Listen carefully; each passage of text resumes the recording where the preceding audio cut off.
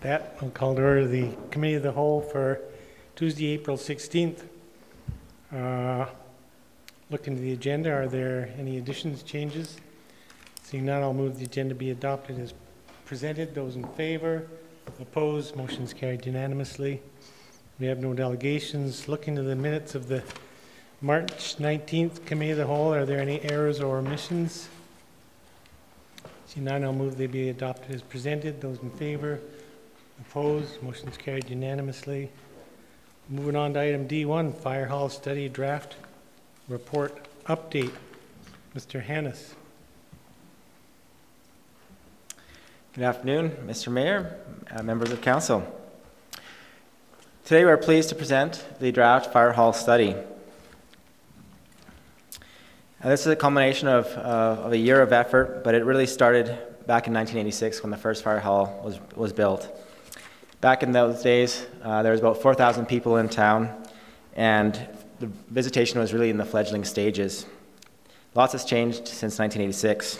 Today we have an effective population of approaching 20,000 people on peak seasons.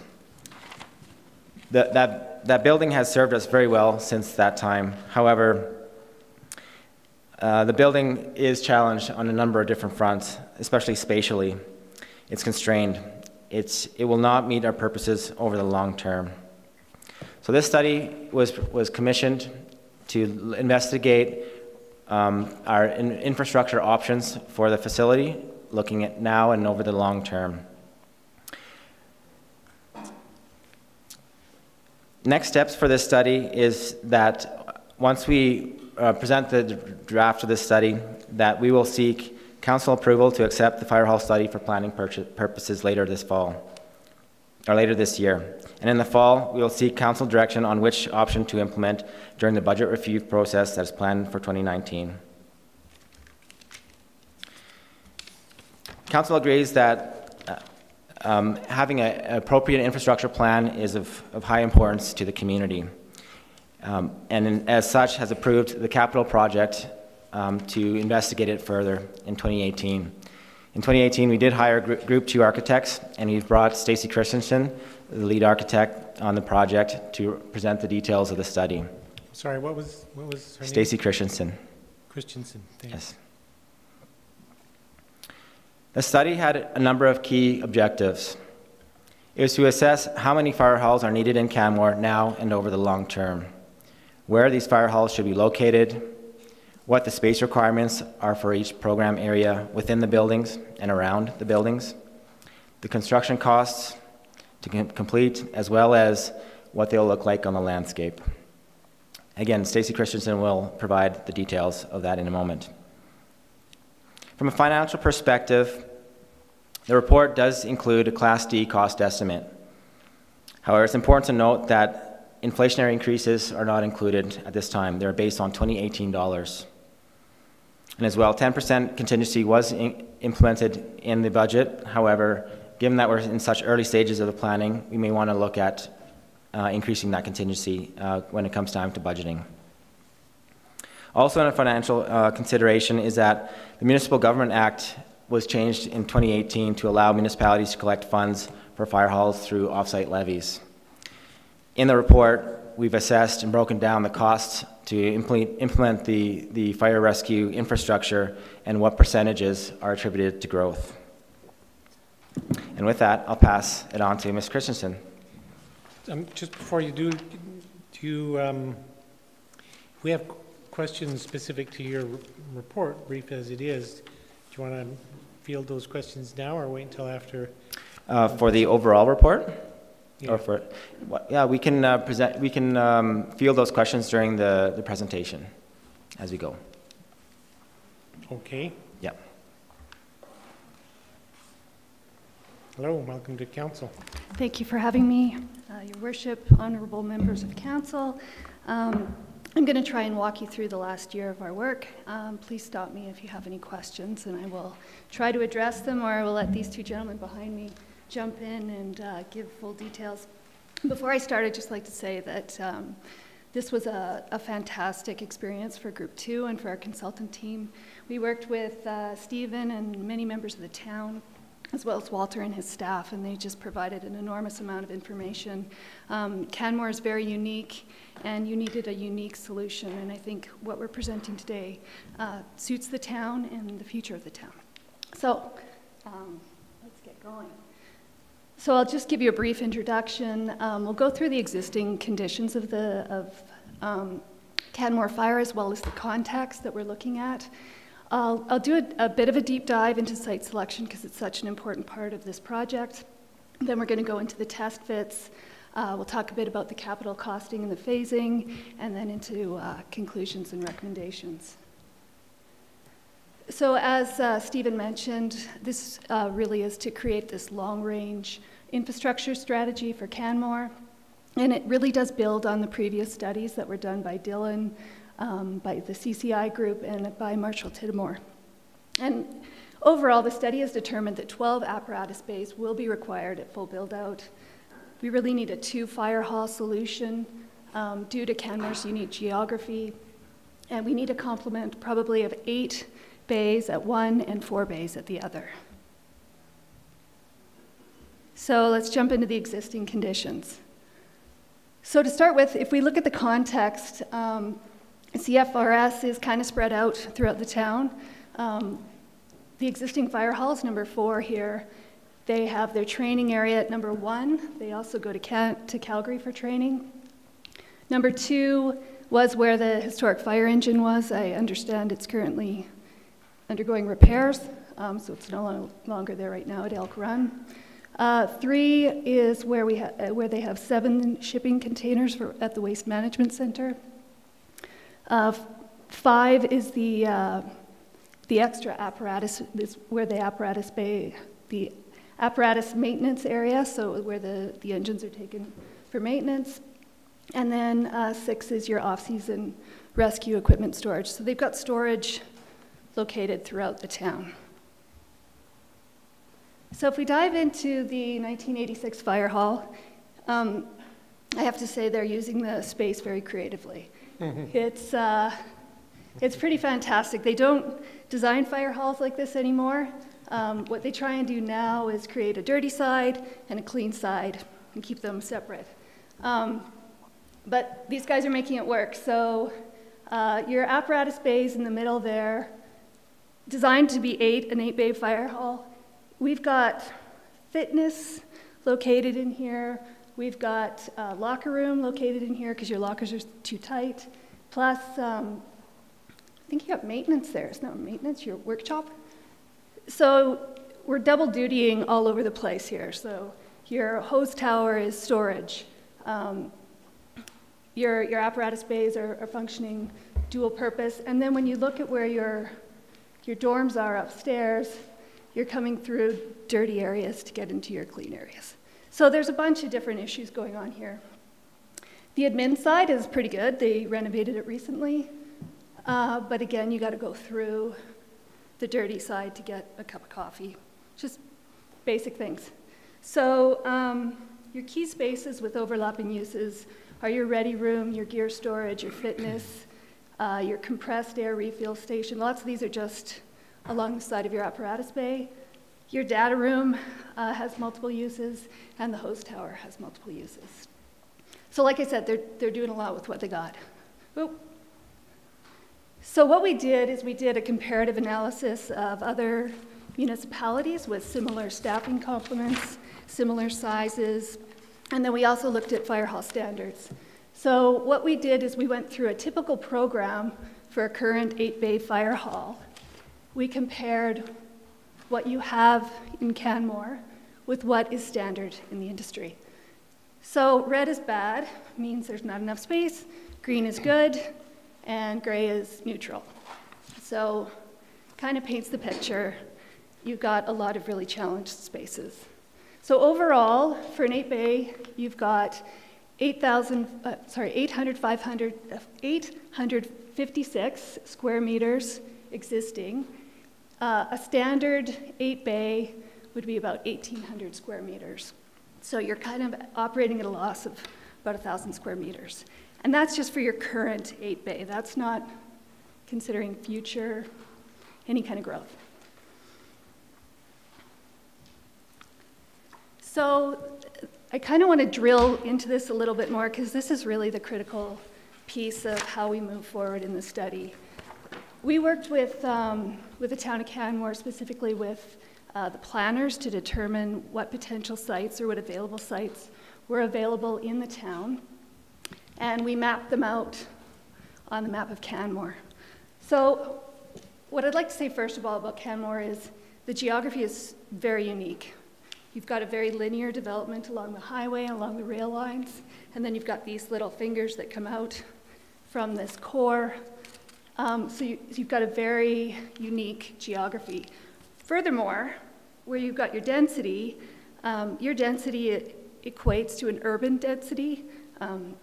It's not like a town, right? So you've got a town with a density of a city with a tax base of a town. So unique situation. So first of all, what we did is we took all the sites and we started overlaying different aspects of Canmore. We looked at the roads, the key connections, where these sites were in relation to these critical connections, and how quickly they could exit and move to another area. We looked at the future growth in terms of approved development and future development. And then we looked at a bunch of hazard overlays. So forest fire. We looked at rail setbacks in terms of derailment or hazardous material leakages. We looked at flooding, specifically the Steep Creek flooding. And then we looked at the wildlife habitat corridors. In terms of constructability, we wanted to capture the undermining areas and where some of the sites hit the undermining. And from that, we did a deep dive into travel times. Now, this was sort of a unique approach that we haven't used in the past. Normally, we use sort of heat maps, and Dylan had included in their study a sort of a heat map of where you look at radiating lines, and this would be a 5-minute travel time, 10-minute travel time. Well, Canmore is not a centrally located radiating town. It's a linear town with sort of fingers, right? So we had to look at something a little more inventive. So we're calling this a benchmarking study. It's not exact values. It's values in relation to each other. So we selected 4 town sites: the town center, the Peaks of Grassy, Silvertip, and Stewart Creek.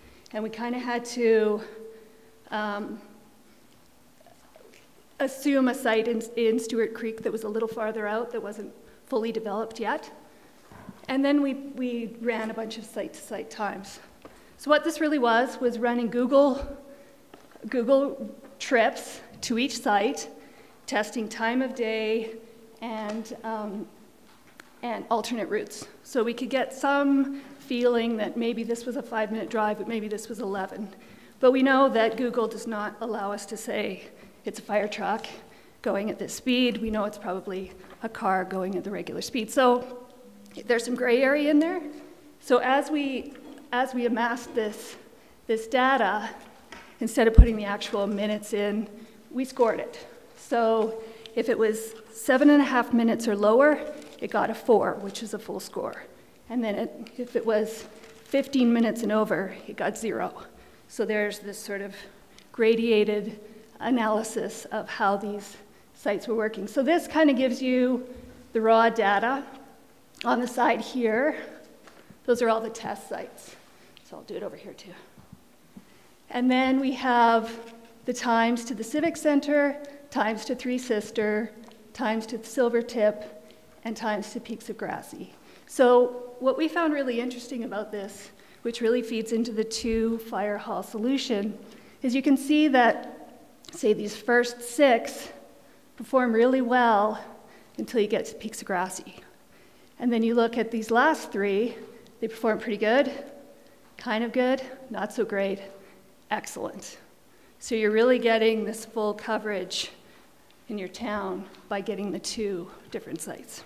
Just help me understand how that data is assembled. I'm looking at the previous chart, I guess, or the one in your report on...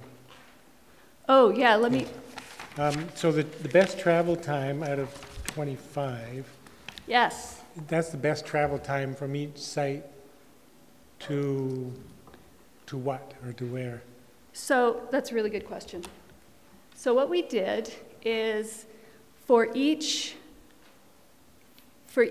site, we tested it for the 4 different sites. So Town Center, Three Sisters, Silvertip, and Peaks. So we scored them each out of 4, and then we have an amalgamated score at the end. So what we see in the report is the amalgamated score of those 4 destinations? Yeah, this chart here is this the one Yeah. you're referring. So this one is actually, it's got another factor that we added to this. There was another, actually I've got it right here.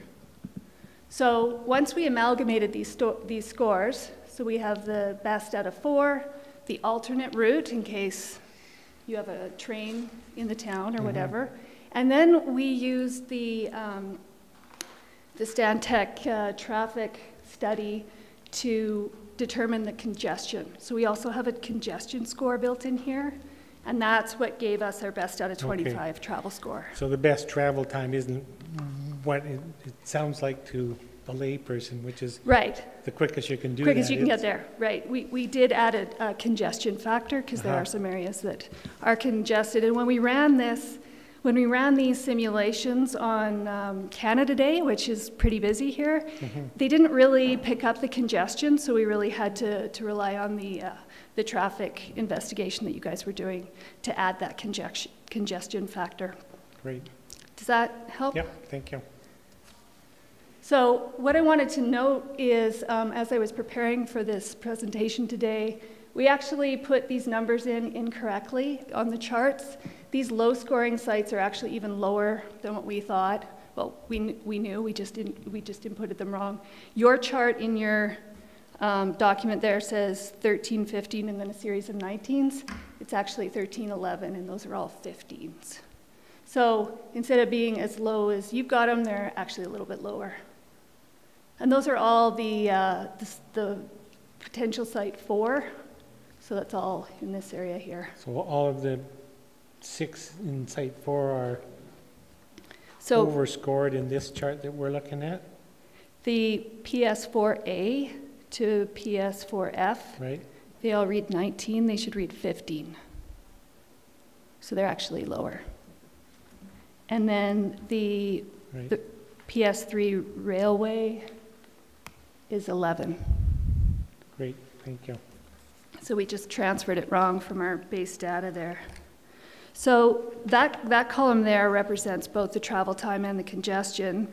The next column over is the hazard column. So that's a scoring of all those hazards combined. So fire, flooding, and then also the wildlife corridors. The least cost one was an analysis of the land value and if there was a transfer of ownership required. So if it was privately owned, it would be scored again out of 25 on that one. And then the constructability column there, that one we really looked at the site grading, if there was potential grading issues, the site suitability, if the facility would fit on the site, the undermining, and then we did also consider ownership in that because it would affect schedule if you had to secure the land before starting. So all of those factors together are what we considered when we evaluated the sites. So you'll notice that this chart has sites broken up into the 8-bay fire hall and then the 4-bay, because these are the ones that are large enough for the 8-bay, and then the 4-bay are a little bit smaller. So the 2 preferred sites, 1B, which is in the Mustache Lands there on Palliser Trail, and then the PS9 here is Three Sisters Parkway. So there's a view of PS1B, it's right by the cemetery there. We're really looking at this zone. In the back you can see that's PS9 and then the existing fire hall's right here, just to give you a bit of... Do you have a closer up view of the 4-bay site? Yeah, right here. So this would be PS9. We looked at 4 different parcels at this intersection. We looked at the A, the B, D, and C, and we landed on C after going through the test fits. This one seemed to be the most suitable. So just as a sidebar, the nice thing about both of these sites is they really become gateway buildings into Canmore. You have nice access to them. So, and if I recall from your report, Site C is municipally owned? Yeah. And is A is privately owned, isn't it? Do you remember what A is? Yeah. I think so, yeah. Okay, thank you. So based on that spatial inventory that we developed a full program, not only for the current needs of the department, but for future needs. So we created test blocks, and then we started to play with how these would work on the site, and not just the building, but the site requirements as well. So we were looking at incorporating the training requirements onto one of the sites as a possibility. So these were just some of the early iterations. We would draw them up. We'd send them to these guys. They would give us their comments. The town engineers, the town planners also reviewed all of these and provided their comments. So it was a good iterative process, so we didn't miss anything that was important to Canmore. So this was where we ended up for the site plan for Fire Hall 1. And so we're looking at the 8-bay fire hall. It's a flow-through apparatus bay with direct access onto Palliser Trail. Public traffic is located away from the emergency access, and then we banked the training area behind the building to kind of hide it from the front face here. So we're mostly in this parcel C. There's the parcel B here, and then there's little parcel A there. So that's Fire Hall 1. So just Yeah. on that schematic, so the bays that are west-facing spill out onto Palliser Trail through that circular area. And what about the equipment in the other 4 bays? What's their? So how it works is they flow, they can come out this way, or they can flow right through. So I think do you want to speak to that, of how you would see the bays flowing? Do you see? Whoops, we go back. So it is possible that they can exit out this way, but for the most part, we're thinking emergency response comes right out the front. So we can focus that activity here. That's also why we have the full turning radius up front, in case they do have equipment parked in back and they can't flow through. Okay.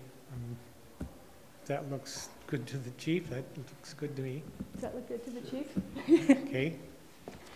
I think in all of the scenarios, we really tried to have the option for a flow-through bay. That was the most desirable from fire's point of view. Yeah, I mean, I would have expected to see some wide access from the north from up here. Facing, yeah, up there. Yeah. I think for the most part, we want to keep the emergency access out this way. And then this would just be reparking. So it would be slower moving vehicles, and then you could jump in if you want. Yep, we're good? Okay. Okay, thank you. So just in terms of the layout, this is a larger 8-bay. We have built in future flexibility on this site. There is a significant amount of space for Town of Canmore future use that could be shelled space at the beginning. So just in terms, we've got this sort of dirty area on this side. The yellow shows you the vestibules to keep this air free from the air back here. We kept all the dorms and the living area on the main floor to keep shoot times fast and not require a fire pole. And then we've just reserved a little bit of area in case in 80 years they decide, after this study's complete, they decide they need another bay. So second floor, this whole area up here is shelled, which means it's not developed, but it could be for future. So that would be future Town of Canmore use. And you'll see in the charts to come, that area is removed from the costing as a separate line item. The finishing of, I mean, the construction of the space is part of the space would be enclosed, but... And that's purely for unknown use in future? Yeah, because we looked at the Marshall-Tiddamore study, and we looked at all of the departments, and there certainly is some pinch points in other town of Canmore's storage requirements or facility requirements. So if you kind of plan for it in future facilities, you could, Yeah. you know. Just sort of ballpark figure, what does it add to the capital cost to include that unfinished space? We've allocated about $958,000 for that. So $1 million to add unused space. Mm-hmm. In the future, if say we didn't build that shell space, in the future, decide the town 15 years out, say, oh, we need space, let's add on to the fire hall. Presumably, it's quite a significant additional cost to rip off the roof. Yeah, you get a bigger bang for your buck Yeah. if you do it all at So once. $1 million sounds like a lot, but in the real world, it could be ultimately a savings. Mm-hmm. You see it a lot in hospitals. They'll shell out entire floors because they know they're not going to get money for a long time. Great. Yeah. And sorry, one other note on that, on page 22 that details that site. I note one of the opportunities that's recognized is the possibility of affordable housing units incorporated into this design. And is when you are saying that, are you thinking as a part of the build or adjacent to the fire hall? Well, what we looked at in this one, these are actually just some blocks of affordable housing that could be just adjacent. We did a fire hall study in Calgary for Station 17 where we actually built it at the same time. Mm-hmm. So it can be done both ways, and Calgary's done a few of them. So it is an opportunity for sure to do a multi-use site. Great.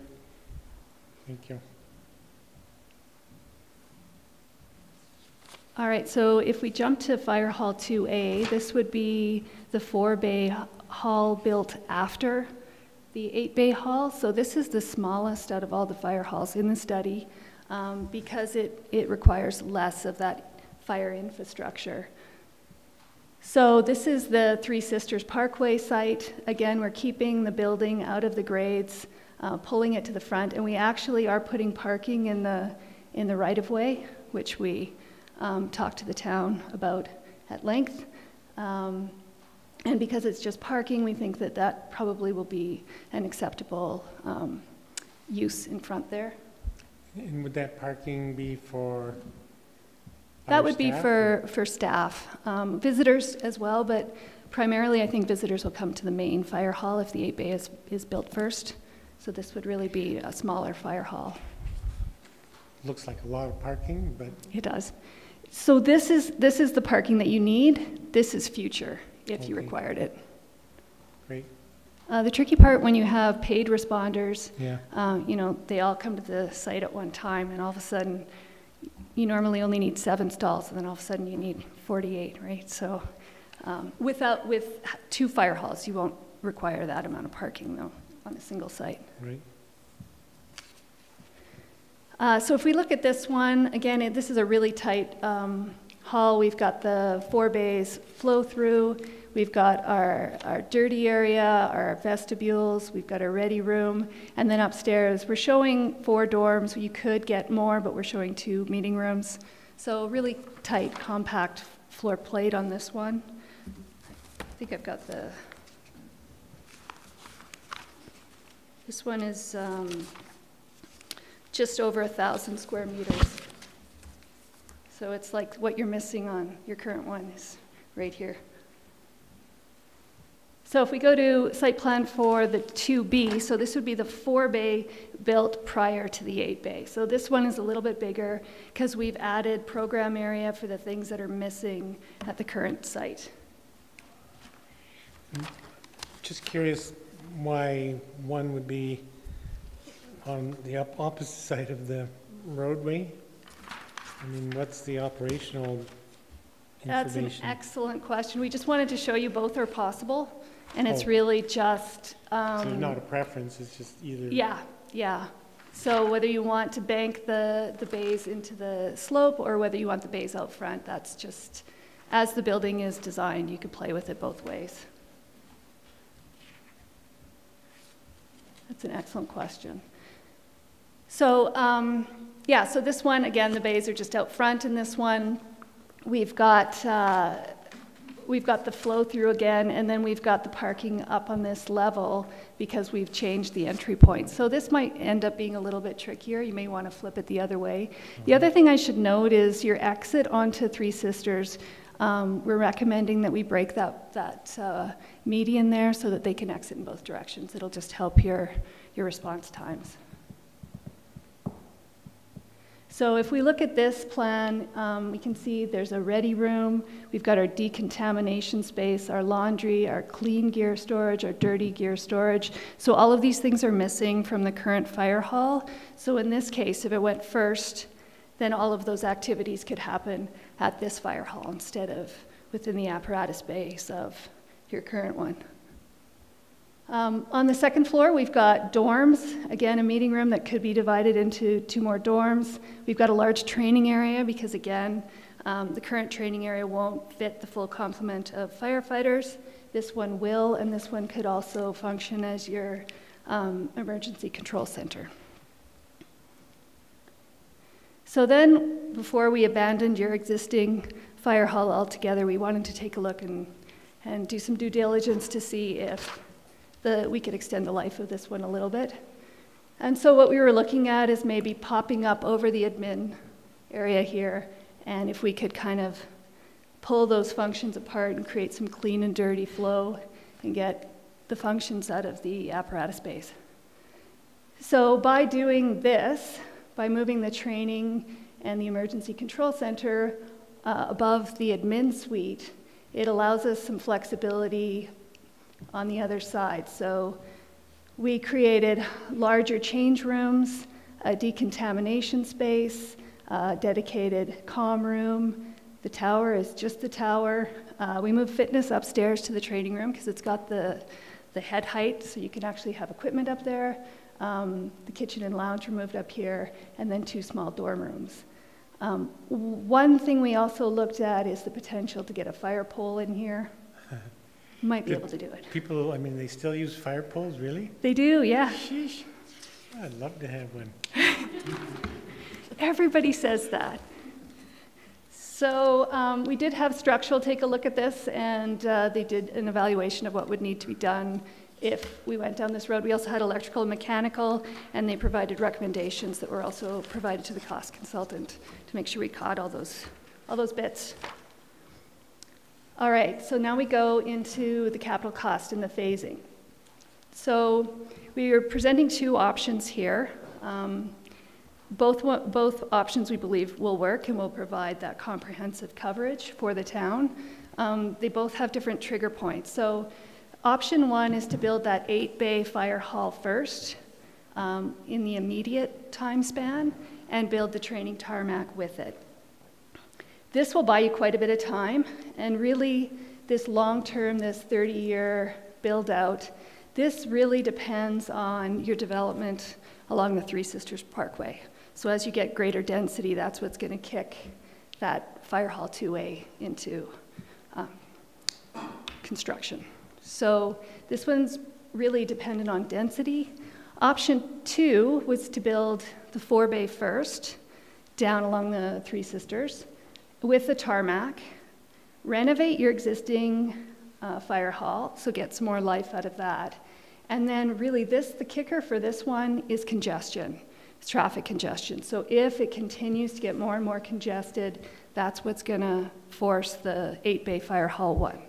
So they're sort of responding to different conditions, but that gives you kind of an option to move forward. Again, we can't really say exactly if this is 10 or 30 years. This one is 20 or 30. Just before we move on, unless there's more of that cost detail on the next slide. Yeah, the next one is more of the cost detail. Okay. So option 1, we have it costed. This, as Stephen mentioned, this was just construction costs based on 2018 dollars, we're at $14.6 million. And then there's the number for your shelved space there. Right. So that's included in this number here. So that's included in the 14. But to establish the percentage attributed to growth, we removed that number because we really want to just talk about the fire hall. So fire hall 1 with no shelved space would be your 13.6 number here. And really we're going, as we said, we're really utilizing 7 bays right now. We're going from a 7-bay fire hall to an 8-bay fire hall. So we're attributing 12.5% to growth. So you're adding 1 bay to your fleet. So that 14.6 includes the 968? Yes. Okay. Yeah, exactly. So your training tarmac, that's your 215,000, that's 0%. That's just a need. And then down the road, you're adding 4 bays, 6.1 million. We're attributing 100% of that to growth because that will be in response to added growth. So that gives you your final 7.8 million on your attributed to growth for that scenario. Option 2, where you build your 4-bay first, and the construction cost is 7.4 million. So we're adding, we have 7 bays. We have 1 bay that we're relocating to this location. So 3 of them are attributed to growth. So we got the 75% here. So we're at 5.5 million. Again, you got your training tarmac. You need it in either scenario. 0% attributed growth. Then you've got your renovations. So we're looking at about 2.3 million. Again, that's just extending your life of the building.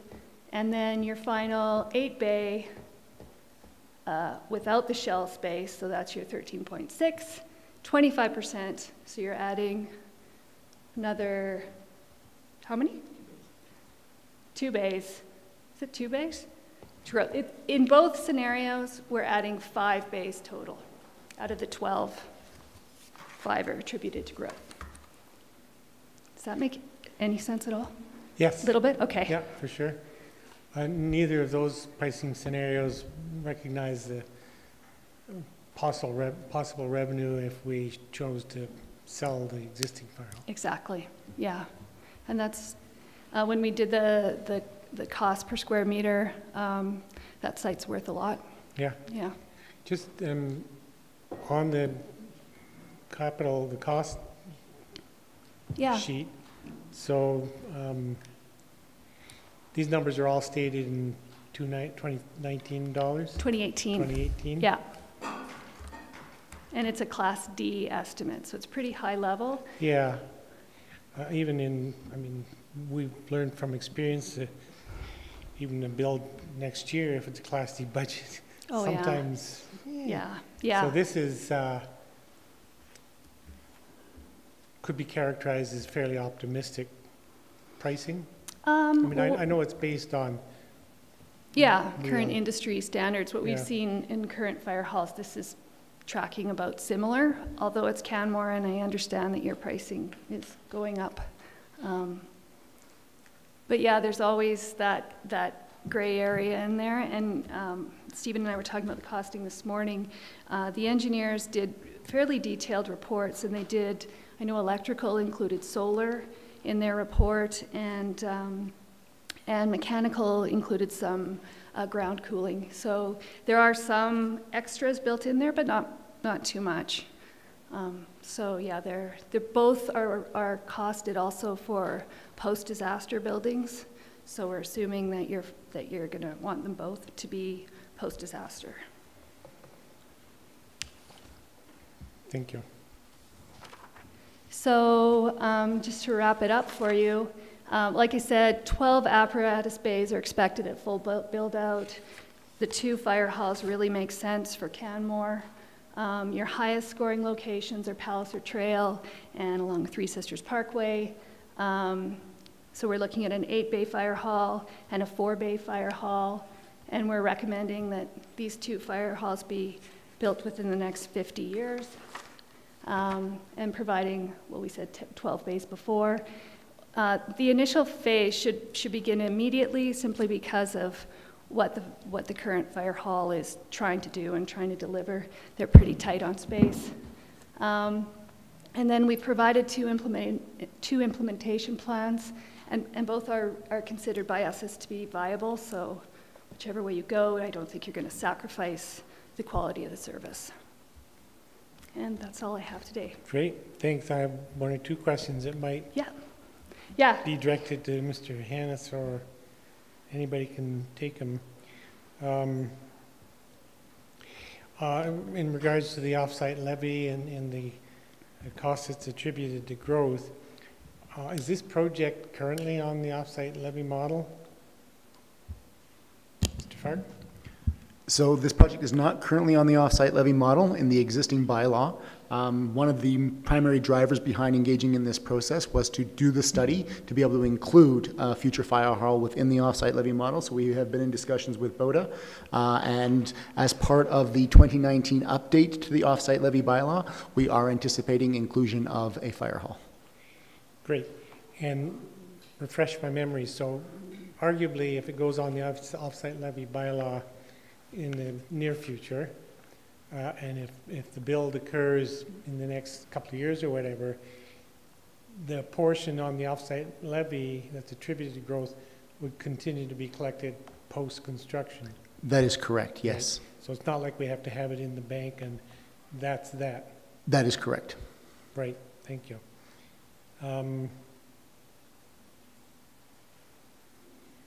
Councillor Sanford. Thank you, Your Worship. Thank you for your presentation. That made a lot of your floor plans kind of more comprehensible, because there's a lot of information in the report, but thank you for fleshing them out for us. I just had a question about the 4-bay fire hall. Is that in a location that can service most of Canmore on the railway, on the one side of the railway? That's an excellent question. Yeah, so we're looking at PS9. The nice thing about PS9 and PS1 together is it creates some redundancy within the town. So if for some reason a truck can't get past the train lines and get downtown, this will give you that coverage. So it gives you a nice balance on either side of the tracks. So who would be the first point of call for an emergency on this side of the railway tracks? Do you want to take that? Like, would the call go to the small building?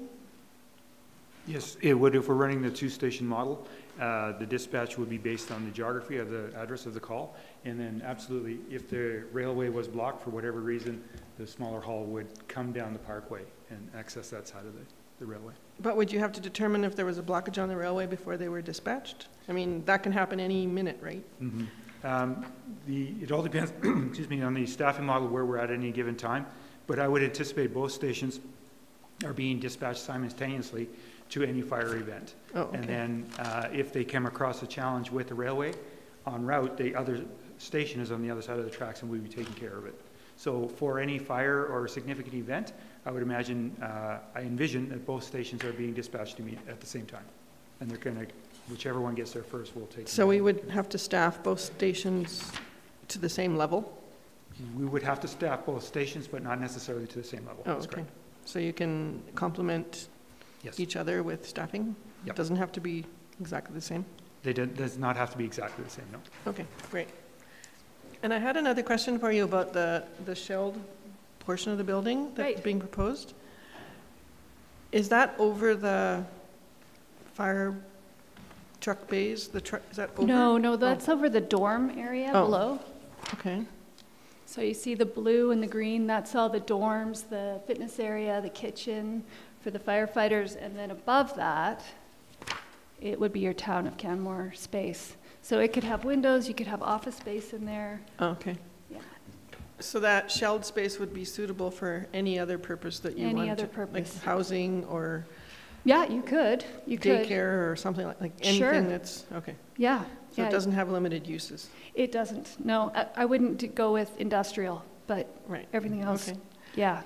Would it be fully, like when you build a shell like that, do you service it? Do you put You just stub things out. There would be probably one heat source, so there'd still be circulating of air, but you wouldn't run all your electrical, you wouldn't do any finishing, so that it could really be fresh canvas when you get in there and it could be built out. But you can tie it into the existing building efficiently? Yeah. Okay. Yeah. Great, thank you. You're welcome. Just to, again, confirm my understanding, so the preferred sites that are noted, they're all currently municipally owned? Right. There is one part of Site 1B that's in it's the provincially owned setback. Right. Is that correct? Right. Yeah. So yeah, to add clarity, so it's, part of it is on the road allowance, Right. which we would need to go through the process of closing the road allowance with the province in order to have the land transferred to the ownership of the Right. town. That's great, thanks. I was, of course, thinking more along the lines of private ownership and not wanting to deal with that. Yeah, and sorry, Province will be a pushover. if I could just add some further clarity to Councillor Sanford's question. There's only ever one call when there's an emergency. The one call gets sent to the essentially fire command, and then the fire command makes a decision as to number of staff, how to dispatch, and what to do. And that would be the case regardless of the model, whether it's one hall, two halls, staffing, etc. So there's only ever one call to one point of contact at the fire department, who then makes the decision around deployment. Thank you. One other question around the current zoning. So the preferred location for the new 8-bay fire hall is currently zoned urban reserve. So we would just need to, small matter of rezoning. Yeah, that's correct. Councillor Seeley? Just noticed in the conclusion that the decentralized approach is a preferred one. And I was wondering about how things are all coming together. It's very good information. But when I take a look at the Three Sisters from a community safety standpoint, Right. having two fire halls right away address the fire response time a little better than building the other one first. And the second thought I had was if we did decide on option 2, maybe the existing fire hall becomes secondary, and the main fire hall goes out there, and then the renovations might be a little less. Right. Buys Yep. us a little time. And what I'm a little concerned about, if we do the 8-bay fire hall first, it might be 20, 30 years before we build the second one. So from a community safety standpoint, those would be my concerns. I think your biggest risk is the development down at Stewart Creek. So depending on how quickly that progresses, that's where you're going to be probably the most vulnerable. We still get pretty good response times, but not as good as you want, I think, from the 8-bay. The nice thing about having it located right on the highway there is you get out and you get on the highway fast and you can move quickly. So it is kind of an ideal location to have that 8-bay for the near future requirements. So option 1. Yeah. Yes. Okay. Yeah. But those are good points. I mean, if you were to consider your existing as your 2-bay fire hall and build your 8-bay, it creates another option. We'd have to study that. Okay. Thank you. I have another question that's probably best directed to admin. And it has to do with, and I expect this will be part of ongoing conversations, but how will a capital build decision impact or inform operating costs? That's a complex and rather open-ended question. So the short answer, it depends on which of the two options we decide to pursue, right? So the either option will have an implication both for capital. One has a higher upfront capital cost than the other one, and then the other one may have a staffing operational implication sooner than we may have anticipated under the other option. So the short answer is that Stephen did a very good long-term analysis that looked at over a 30-year window the financial impact of both models, and they essentially come out to be about the same. So whether you build, regardless of which one you build first, and taking some basic conservative assumptions on staffing, over a 30-year window, the cost comes out to be approximately the same. On staffing costs? On total cost, operating and capital. So if the choice was made to move forward with the 4-bay first, that has an immediate effect on staffing. Yes, potentially. There would be, yes, the implication is that once both halls are constructed, then at that point, there would be a necessity to have at least 2 staff members in either hall. Right. So effectively doubling our operating costs. Yes. Which is a separate conversation perhaps, but also an important component of this conversation. Right. But the second hall, or the option 2 hall, essentially comes with a much lower capital cost. So the implications are, again, over a long enough timeline, the financial implications are about the same. So ultimately, it'll become a question of council priorities over immediate capital investment and essentially operating model in which what priorities council may have in regards to those 2. Great, I appreciate that.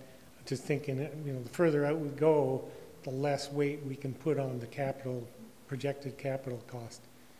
I mean, it's not apples to apples anymore. It's a dart. Certainly, but the same could be true of even the need for the additional hall the farther out you go. I mean, there are a number of assumptions that are built in, including build out of currently approved ASP areas and the timeline for that construction. So we have to make assumptions in order to be able to do the modeling, and many of the assumptions, including the financial implications or the costs of the both operating and capital, change with time. Right, you are. Ms. DeSoto? Yes, and just to supplement that, it's administration's intent to bring you the full operational implications prior to a formal decision of council.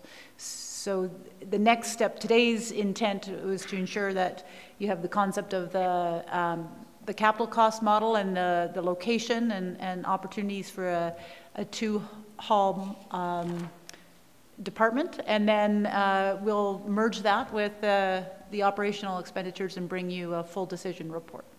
Great. That was my last question. So what's next? What's the process going forward? And is there more that you can add to that? I don't think so. Okay. So the process going forward is there'll be another report coming. Yes, I was just wondering, Stephen, if you have a timing on that potential decision report? So we're expected to present this, the final report based on this discussion. If there's any other additional feedback, we can make those amendments to this report at this time and bring this to council likely within the next month or 2 to finalize. And then sometime in the summer, we'll look to getting that decision report to council to assess the different options that we're proceeding with. And then in the budgeting process is when we decide on what financial requirements we would need. Great. So what did you say is coming in a month or 2? So the finalization of this report and administration will be seeking the approval of this study for planning purposes. Okay. So right now it's just sort of a draft still? That's correct, yes. Discussion, then it'll come back for approval for planning purposes, this study? That's correct. And then subsequent to that, a decision of council on how to proceed? That's correct. Great. Councillor Sanford? Thank you, Your Worship. Just further to Councillor Seeley's point that he made regarding something temporary, is there any possibility of adding a temporary structure to Fire Hall 4 rather than renovating the current Fire Hall? If we need office space or that sort of like storage or office modular type structures? The short answer is no. The site is so constrained. So there's not enough space? Yeah, there's no space. Okay, just because I know that schools are now built, you know, with Yeah. modular additions, Yeah, as opposed to building the structure completely, the modular yeah, structures. absolutely. And I know in Calgary, we do have a few projects on the go that have temporary fire halls while they're waiting for other fire halls to be built. So it is a precedent that we looked at. We also looked at some temporary training facilities, and they're in the big report. So we did look at all of those things. Canmore doesn't have a lot of land, right? So other places have tons of land, and you can find a field and put something temporary up. But yeah, you kind of strapped for land here. So the site constraints don't allow that on 9C? 9C would allow for some temporary facilities for sure, and as well as 1B. So we've got quite a bit of land there. So I mean, you could look at a temporary, but you do need a long-term solution. So Just in lieu of renovating the Right. hall downtown? yeah, right? that's a really good point. We didn't look at that. Okay. Yeah, I think, I mean, the renovation is a pretty sizable It is. concept. And then the congestion that you create from that renovation too is something else, right? That'd be ridiculous. Yeah. Okay, thank you. Are there any other questions at this time from council? Yeah. Yeah, excellent Thank you so much. presentation. Really Yep. appreciate it. Great work getting us to this point. And thanks for being here, Ms. Christensen. You're very welcome, Your Look Worship. forward to seeing you back, I suppose. Maybe Right, they'll next have me. time. I'm not sure. Thank you so much. Okay, Appreciate your time. thank you. We'll move on then to item D2, the transportation project update. Mr. Asarte.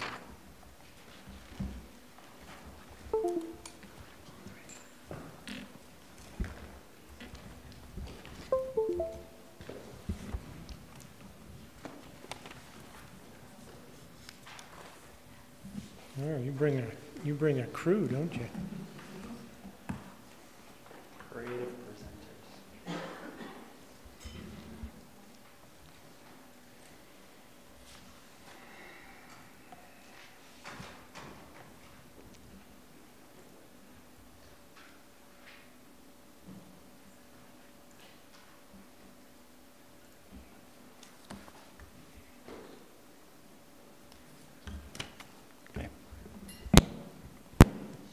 Good afternoon, Mayor and Council.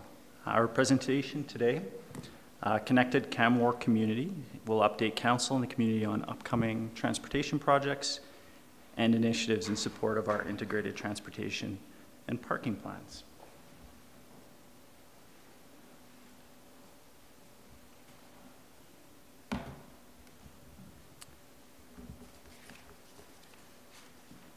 I'm going to provide the initial presentation, an introduction and overview for the remaining presenters.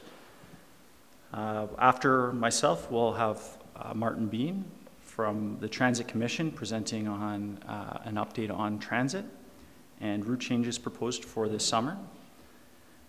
Then afterwards, we'll have Claire Ellick, our transportation engineer, presenting on design elements for Palliser and Benchlands. Next up will be Leonard Newt from MobiCon, who will be presenting the work that his team has done on concept development for Railway Avenue. And then we have Joe Olson from Stantec presenting transportation impact assessment. So talking about the impacts, the overall network of the projects and the designs that are proposed. And then there'll be an opportunity for some discussion at the end, but what I would suggest that after each presentation be a good opportunity for questions. Roger that. So we'll be talking quite a lot about capacity today and capacity for moving people in general. So more than just looking at vehicular transport. We don't design communities for cars, we design communities for people, and we're designing a network to move people. So capacity in terms of how many people we can move. If we look at the vehicular capacity of our current network, we have actually quite a lot. We've got a lot of big roads that we've designed. There's an exception in and around the town center. And if we don't change our approach to the way our transportation system works, as we've looked at last year with the development of the integrated transportation plan, that problem is going to become more and more acute over time. And if we take a step back, the reason for this congestion is apparent. We have a large number of highway lanes that concentrate into an urban core. And so we're bringing lanes and lanes and lanes of highway traffic into an area where capacity is limited. If we want a vibrant town center, we can move about 15,000 vehicles per day through it. And the capacity of the roads coming into the town center, it's significantly more than that. These highway designs are generally hostile places to walk and cycle, so we see the dominant travel mode being by vehicle. There's also not great transit connectivity. It's improving, but generally lacking. So on these corridors, most people traveling are doing so because they need to drive. And so these conditions are creating a funneling effect where we lure people in. We bring them in with these enticing free flow conditions, and then as soon as they get to the town center, they grind to a halt. And we greet them with bottlenecks and congestions at a point where it's kind of too late for them to make a different choice. They're sitting in traffic. So this is not unique. This is a very familiar condition. It's experienced in most cities. These systems of freeways that lead into our constrained urban areas where we rely nearly exclusively on this very low capacity means of travel, the single occupant vehicle.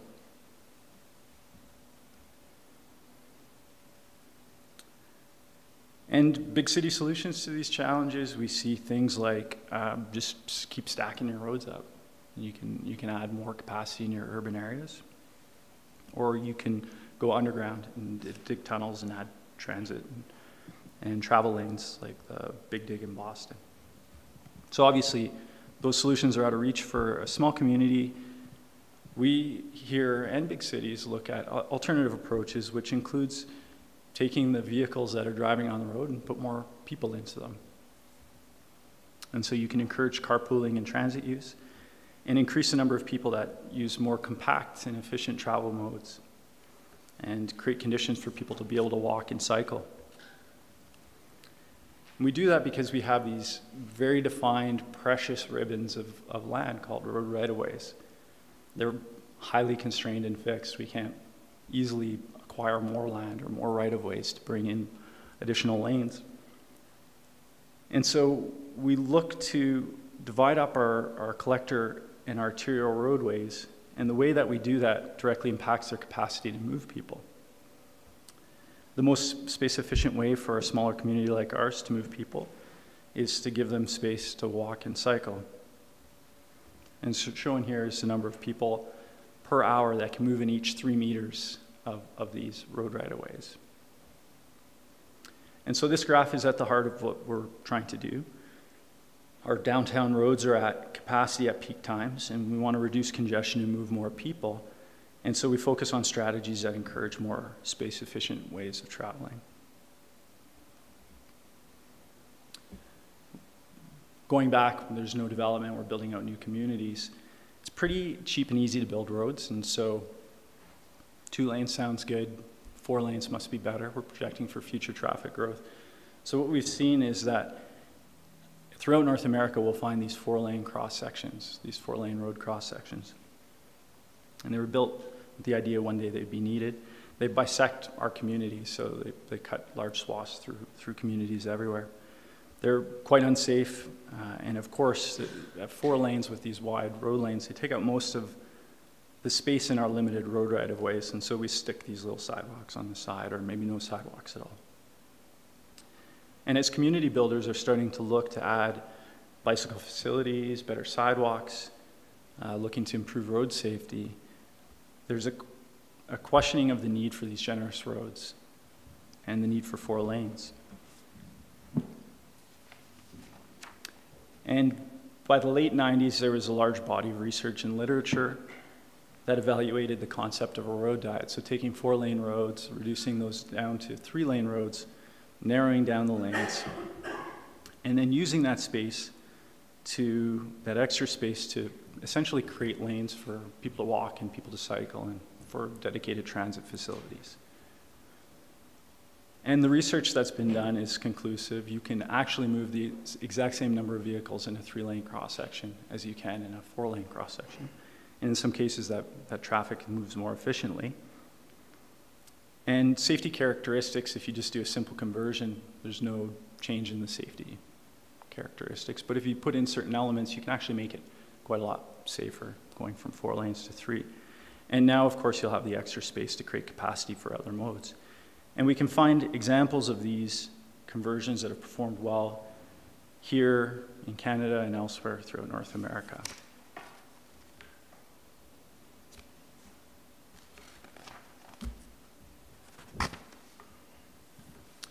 This example in Charlotte, North Carolina, they actually collected a large amount of data, so it was a useful example and quite interesting. This was a 7-lane cross-section going through their city with a conversion that took it down to 2 lanes with parking bays, central median with turn bays, and bicycle lanes.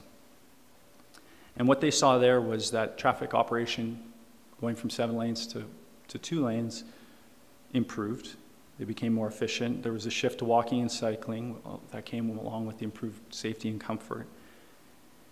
There was a reduction in overall traffic, and they saw property values go up and this increase in vibrancy as people started to use the street for something other than parking and conveying the cars.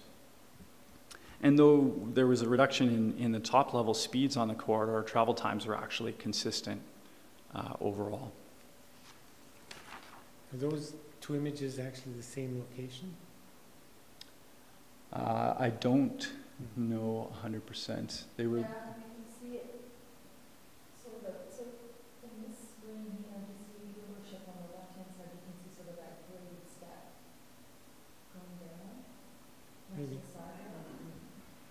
You can see it shadow right up there as well. Okay. One's just Councillor McCall. one's in winter. Yeah. Doesn't matter. These were the examples from the Yeah. PowerPoint I stole it from. Okay. So, not 100% sure. Okay, so theoretical 3-lane complete street after a road diet. So let's bring it back and look at capacity to move people. Here we have a theoretical cross-section that does not look at all like the cross-sections you're about to see on some of our presentations. And in this example, it's gone from that previous 4-lane configuration to add better pedestrian connectivity. There are dedicated cycle facilities on each side of the street. And there's opportunities for transit stops to be built in this corridor.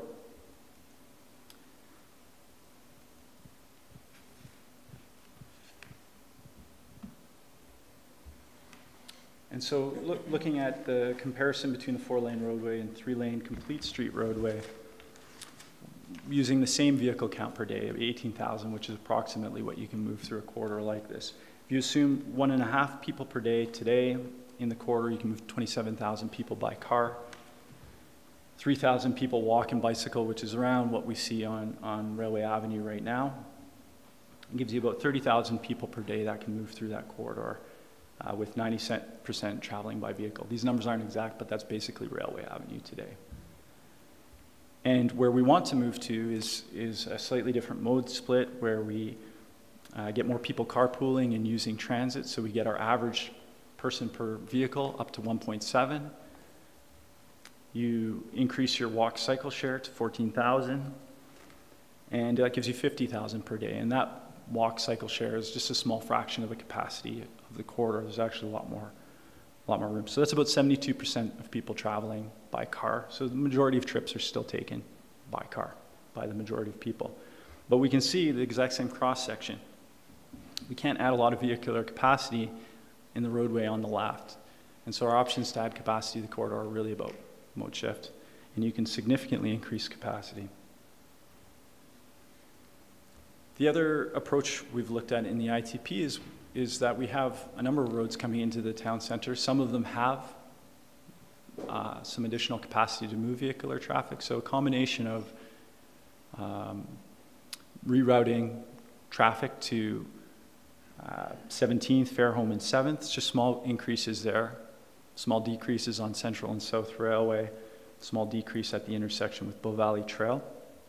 A more significant decrease on the west 2 blocks of Main Street, still allowing local traffic, but allowing for that to be closed by the BIA for programming or by the community for special events without impacting the overall network. So this is baked into our plans as well, looking at redistributing traffic. So, one problem with this, of course, is that it won't work. It all sounds nice to me, build some beautiful roads. Just a small problem. Just a small problem. It sounds nice to me, you know, build nice roads that are consistent with your community values, decrease congestion. But we're told it won't work. There's lots of reasons, we hear them all the time, for skepticism, and that we should just continue our current planning, which is project infinite growth in vehicular traffic. So this isn't going to work, except that it does. We have lots of great examples from around the world. They changed the nature of their streets and people started traveling different. And we say it works nicely elsewhere. People say, well, this is Alberta. It's not going to work in Alberta. And again, except that it does. So our first example is from Cowtown, our land of the 4x4 and the 4-car family. And between 96 and 2018, significant population growth. And so in that time frame, Calgary's invested a lot in their downtown in terms of controversial projects. They've built pedestrian bridges. They built a walkable downtown community with a condo building. You may have heard no parking at all. That controversial cycle track project. And they've increased transit quite a bit during that time, built the West LRT, another big challenging project. Recently, there was a presentation by the general manager of transportation. They measure 30 points of traffic coming into the downtown core. And they use that data to analyze how people are traveling into the heart of their city. And so we have a 45% growth in population. And I asked our traffic engineers, what would have they assumed in 1996 for future traffic growth? And they said, well, probably 2.7% or thereabout per year. So that translates into a projection from 1996 that traffic would have increased around 80%.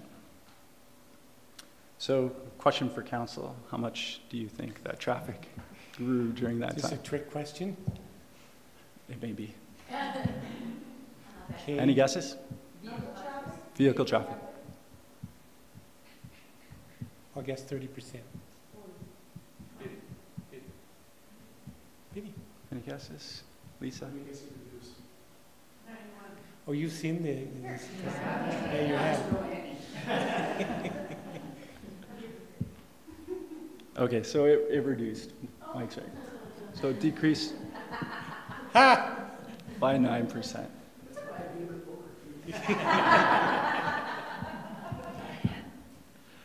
And so you can see investments in transit, cycle tracks, pedestrian accommodation. And you could look at that network and say that walking conditions are probably fair. Cycling conditions are okay. It's not a fully connected network.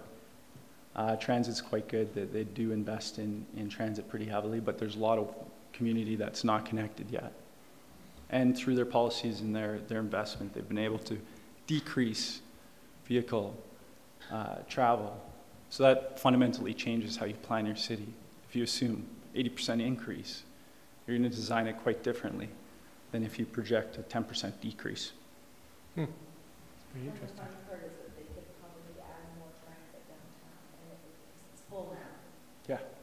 yeah. Rush hour, and you could. Yeah, Joe will speak to that, but they've maxed out on transit with their system. And so they have to do significant new transit projects or focus on walk cycle. There's not capacity for more cars at this point. More locally, Mr. Bean will speak to the transit data, but to date we're forecasting a 12.6% increase in transit trips. And this is what it's about. Each year you increase your rate of use of walking, cycling, and transit ahead of the growth of your car or your travel demand, and that helps you shift your mode.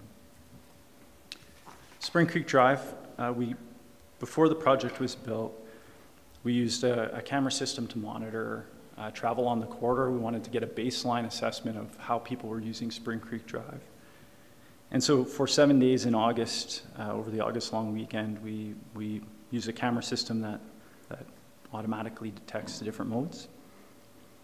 It was a mild week. It was good temperatures. And so it was a good time for us to look at what is our peak period active transport. And we saw a good mode split. About 20% of trips taken were walk-in cycle trips. And so based on the goals of our ITP, we said for this corridor, we want to establish a 50% target. For our traffic analysis at build-out at 2030, in some future horizon, if we can accomplish it anywhere, we can get it on this corridor. This past fall, we installed automated counters, and they provide daily information, so we're able to track how we're progressing to that goal. So for the first 3 months of the year, we would have expected, and I had in my spreadsheet, something like 5% of trips active walk cycle. Most traffic engineers would say 0%. Nobody's going to walk and cycle, especially in the coldest winter we've had in a while.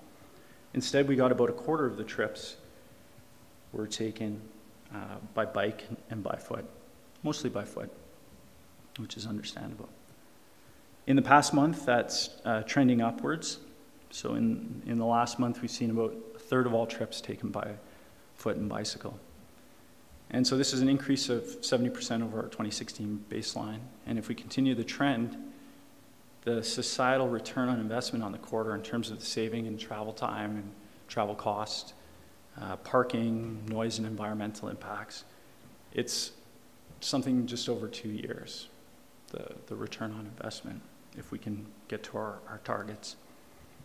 And the infrastructure is 50-year infrastructure, so that'll continue to pay dividends over time. So there's a couple interesting things in this graph which we've been talking about all along. I guess the first is this black line is the car trips. And so what we see is that every Saturday there's a big spike in travel trips, and those spikes are getting higher as the weather's getting nicer. And the car trips have remained relatively constant. And what we're seeing is that on the days when there's a spike in travel demand, it's actually being absorbed by foot traffic. So people, our busiest days, we've been saying it all along, our busiest days we can expect, those are the times when people want to walk and bicycle. And we're seeing a steady climb in cycle trips as part of that. The weather getting nicer. And on a particular day, March 30th, we actually hit 50%. Travel trips were active. And that was a 13-degree day in the wintertime where we were able to hit that.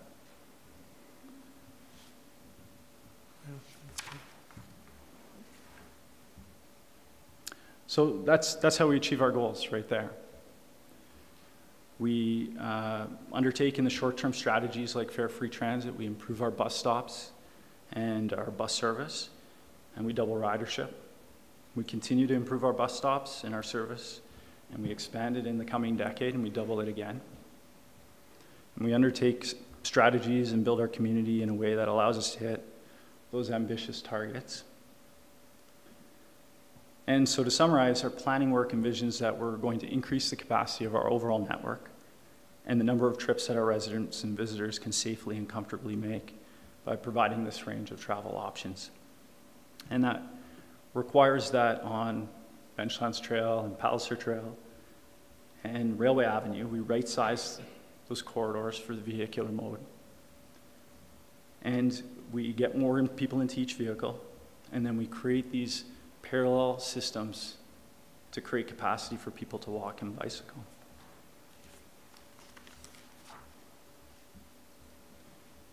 So that leads to an overview of the projects that we have coming up. So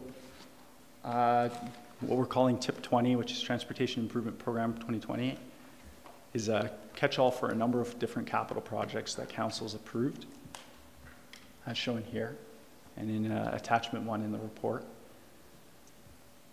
The work is building out a significant chunk of our network, and it includes a really challenging water sewer upgrade that needs to go underneath both the tracks and the intersection at Bow Valley Trail and Railway.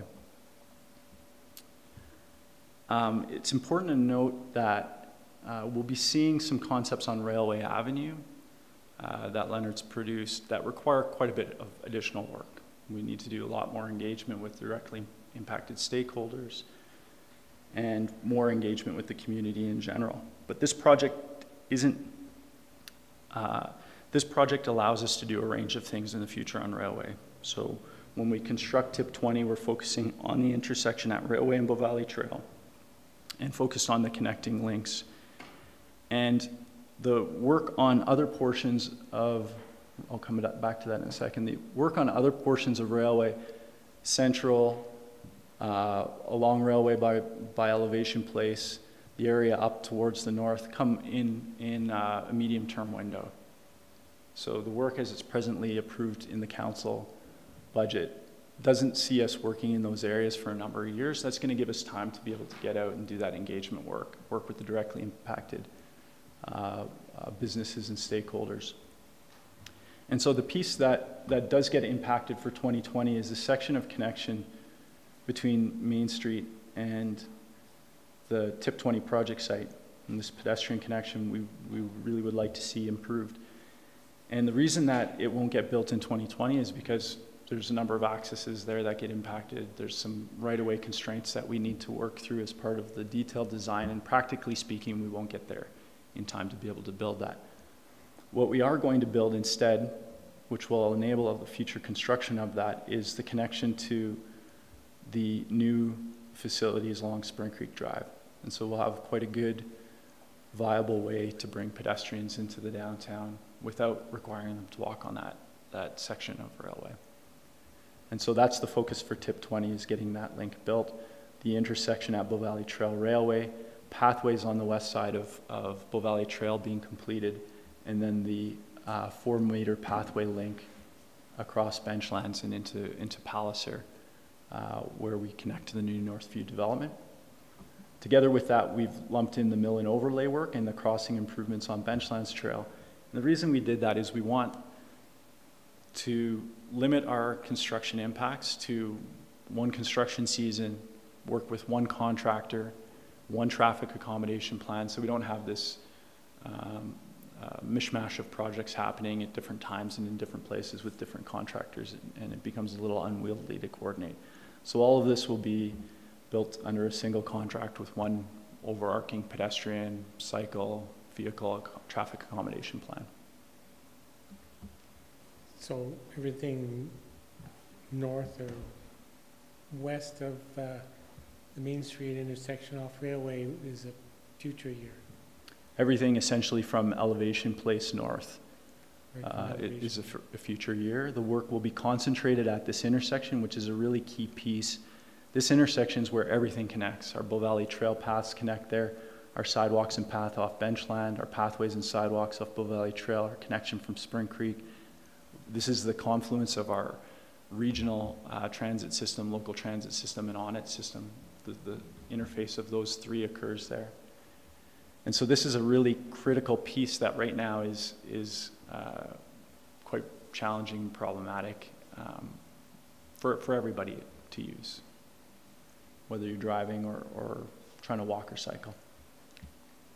So connecting those systems and building it in a way that allows us to do a range of future possible designs on Railway. Great. And Councillor Comfort, you had a question? Sorry to interrupt. It's Not at all. great. I just wondered about in larger centers such as Calgary and Edmonton, Toronto even, New York, they have access to other modes because of the weight of the population will support then different models. Mm-hmm. So I was curious about things like car-to-go, because I'm thinking about my children, my adult children, live in Calgary, and they sat down. They used to have, they considered going to 2 cars because of their schedules for work, et cetera, and looking after their child. And they sat down and actually costed out what it would cost them to have a second vehicle. And they figured it would cost them an extra $8,000 to $10,000 a year between parking and maintenance, insurance, all the rest of it. And so now what they do is they do a combination of, depending on the season and who has childcare duties, the person gets the car. And it's just very interesting to me. And then my other kids live in Edmonton, and kids aren't an issue for them, but they work shifts, so they need to have 2 cars, and they don't have the same kind of access to transit and so forth. Yeah. So how do you factor in where other schemes can be accessed as transit? So for instance, Car2Go is an easy one. It's a great question, and it's a really important piece.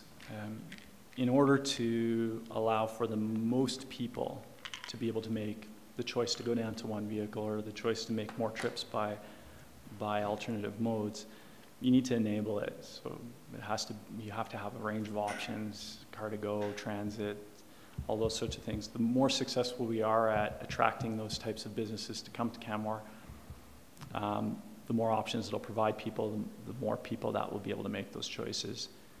And ultimately what we want is to maximize that, so that people at more periods in their lives, they're going to change. They have young kids, they might need 2 vehicles, then their kids are in middle school, they have sports, they might need 2 vehicles. Their kids are in high school, they might have 3 vehicles, but what we want is at each period in life that people have the option to have 1 or no vehicles, and it can ebb and flow with their personal needs. And it's not a one-size-fits-all. It's about creating a range of options so people have that choice. Okay, thank you. And so this is just a summary of the other projects which have been identified in the 6-year capital plan, which address a number of the other deficiencies in the network and projects that are priorities for council and administration, like addressing traffic flow on the west side of the town center, getting some more bicycle facilities on that west side, out the Bow Bridge corridor, Fairholme 17th, beginning to transform Central Railway. And looking to, in the same way we're talking about right-sizing railway and benchlands and bringing them from 4 lanes to 3 lanes, Bow Valley Trail at some point needs to go from 2 lanes to 3 lanes and have a central median with turn bays, so that can function in the same way, providing that refuge for crossing and change the nature of that street from a former highway into an urban street. So some of that work will start to take place in this time frame, as well as some rehabilitation on 2nd Ave, looking at starting to improve the walk connectivity into TP Town, which is void of pedestrian facilities right now and is 500-600 meters from the town center. So a really important place to start getting some road rehabilitation and pedestrian connectivity started. So that concludes the intro, and are there any questions on that? So we're going to hear from others on all the other components that Correct. are mentioned in the agenda. So just questions on your report.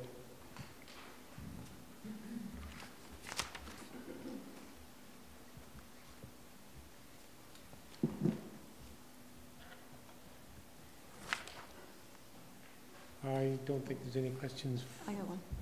Oh. Councillor Comfort. This question occurred to me, looking at the hospital connection. So on the map, I wonder what opportunity is there when you're redeveloping, say, underground facilities, digging up for pipe or the like, and you know that there's a blockage or an obstacle, like so there's a bad turning lane going into a parking lot, for example, or a place where parking is like, you know, where people go like, is it your turn or my turn? Mm-hmm. So how much opportunity is there at that time to consult with, sometimes I know it's private landowners, in the case of the hospital it might be AHS, Mm-hmm. but it seems to me there'd be opportunities to really increase flow, or to say, there's places where a pedestrian route will just end, Mm-hmm. and there's nowhere for somebody to go if they've decided to walk. How do we get that done? So we've met with the hospital director a number of times just to talk about how we can improve the connection into there. It's like an octopus of different legs that come in there, and so we have some concepts that look at consolidating those and making it a lot clearer to get into the hospital and into TP Town. And we have a capital project approved to do transportation planning for TP Town and Bow Valley Trail. And as we get closer to that construction timeframe, starting later this year and into the winter, we're going to look to start engaging on developing those plans. So that's already on the books and approved, and that's a next step for that area. So there's a fair bit of consultation that goes on before the final plans are drawn up, or how does that work? Yeah, especially in TP Town, it's a grid network layout, and we've got this scenario where we've got a parallel street and an old highway. And so there are options and opportunities, I think, to really make TP Town quite a lot nicer and a lot more friendly of a street layout and street design. And so taking some concepts out for an engagement and seeing what the community's desires are. We have some preliminary input from them through the ARP engagement. So we have a sense, and we'll bring out some concepts and go from there. Okay, thank you. I think we're good up here.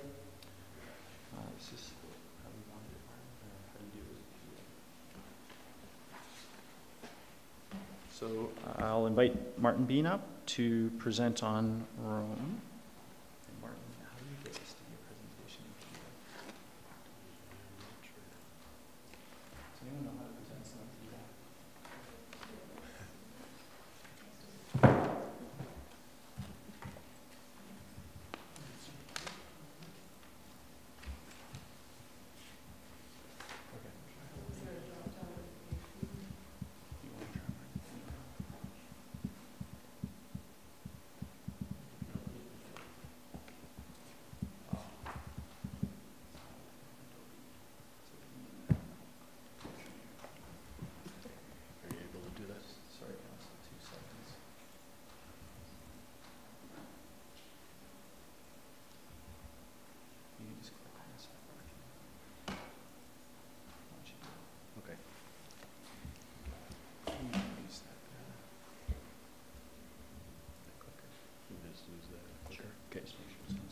Good afternoon, Mayor and Council, and thanks for the opportunity to speak on the changes this afternoon that we have planned for transit in Canmore this upcoming summer. I thought, as I've not been here in quite a while to speak to Council, I'd just do a quick overview on where we are at with the Commission and with Rome Transit over the last year or so, and what's been happening. So in 2018, the changes to our ridership were significant. In 2017, we had about 995,000 riders, and we're up over 1.2 million in 2018. Good portion of that came in, well, actually increases across the board. So we had increases on Canmore Local, which were significant. Banff Enhanced increased our frequency, so that made a big change, and then Regional was up as well. So that's a 23% growth over the year before. Some of the other things, we've got the TT there is the token transit symbol, which is a mobile ticket purchasing app that we introduced in 2018 that's been very successful as well, and that helped increase ridership, made it more convenient. Route 3 on the regional route, 169,000 riders going between here in Banff and vice versa. Commuters, tourists, residents going for appointments, and a little bit of everything. We listened to some of the problems that people were having and changed our bike racks to carry fat bikes, which just for Michael. So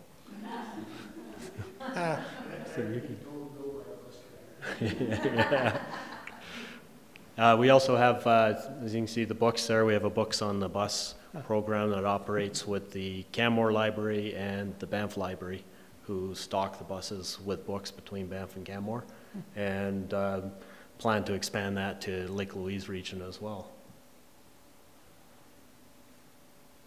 Just adjust this a little bit. Token transit, we started in August, so between August and December, 1,262 different people purchased over 4,000 passes on the token transit and rode 17,000 times. So it's really beginning to take off. It's a lot more convenient than coming into a town of Canmore, coming into our office in Banff for some of our vendors. However, those options still exist, and a lot of people like to have that pass in their hand as well. So I don't think it'll fully take over, but it is pretty convenient. It's the same cost per trip? Yeah, it's the exact same cost. Yeah. You know, part of the reason for our success is the team that we've built over the few years. Pretty happy people to work with Rome, and we've made a lot of partners in the community. We, since 2015, when I started, we had 12 drivers. This summer, we're up to 60. Oh, really? So it's a big increase, and it's a fast increase. So we're just working hard to manage it well. We celebrated, or Rome celebrated 10 years in the Bow Valley. We had a celebration last fall, so that was with Town of Banff starting Rome and then turning it over to the Commission in 2011. And a lot of community engagement. We have a number of different groups and promotions that we get involved with, like the Canmore Folk Festival. We had the Valley Winds Choir performing on the bus. We're involved with the Banff Marathon and New Year's Eve celebrations. We have a partnership with the Canmore Eagles, whereby we promote the Eagles. They promote Rome. You can actually, Banff residents or visitors can buy a Eagles ticket and ride the bus for free back and forth on game days. So we split the revenue with the Eagles on those. So some pretty exciting community involvements, and I think we've become embedded in the community, and we'll continue to pursue an involvement like this. A lot of good community feedback. In fact, one that's kind of neat is on TripAdvisor in Banff, we're number 5 of the 50 best things to do in Banff. So, which is unusual for a transit agency. So. Wait. What'd she say? Yeah, there's more things to do in Canmore, so we're not up that high yet. Current projects that we're working on and completing, increased frequency in 2018 on Banff local routes with further increases in 2020. A lot of shelter and stop upgrades and are planned for Canmore, Banff, and out to the Lake Louise area. Just completed a couple transit hubs in Banff, and we have plans for a storage facility to be built to make sure that all our buses can be inside and are reliable and can meet with our growth. So that's supposed to happen in 2020. This summer, we're planning a park and ride shuttle service from the new lot by the train station in Banff. Canmore route enhancements, which I'll talk about in a little bit. We added a route up to the Banff Centre, which is our first private partnership that's fully funded by the Banff Centre. And they wanted the added marketing, convenience, and name of Rome Transit to add to their service, so that's pretty exciting. And then Lake Louise, we started running out there with one bus, funded by Improvement District 9 this fall, and it's been successful. It's been between 150 and 200 riders a day, which is great for the startup. And then this summer, we'll be operating enhanced service Lake Louise. We have 3 coaches on the highway starting in May, 1 on the Bow Valley Parkway, and then 1 bus going to Johnston Canyon and back. And that's funded by Parks Canada and ID9. How many coaches do you have altogether now?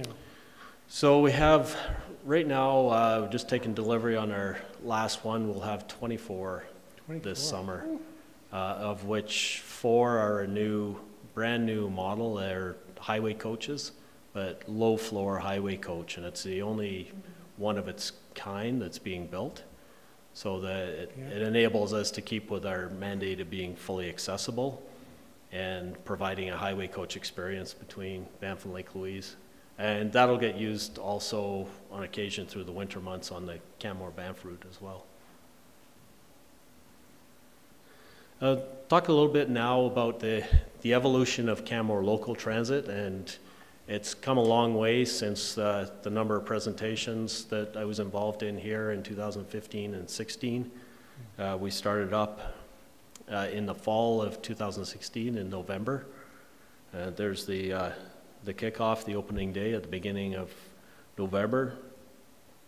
We started with a routing that we felt that was best with the number of service hours that we were able to fund, and basically covers everything from, in this initial routing, it turned around Bow Meadows Crescent, went one way past the high school and seniors lodge, and then out and turned around in Three Sisters. And that was, we had a separate weekday, and then the weekend routing was similar, but it went one way through the Cougar Creek Elk Run area and then back around on Bow Valley Trail through Kananaskis Way and back into town. And the big difference on the weekend is that we went up to the Nordic Center, because so many studies had shown that residents wanted transportation to the Nordic Center. And as you'll see in a couple minutes on a slide, the ridership didn't follow with what people said they wanted.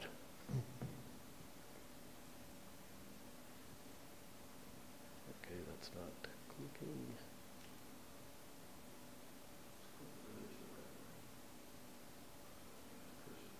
Okay.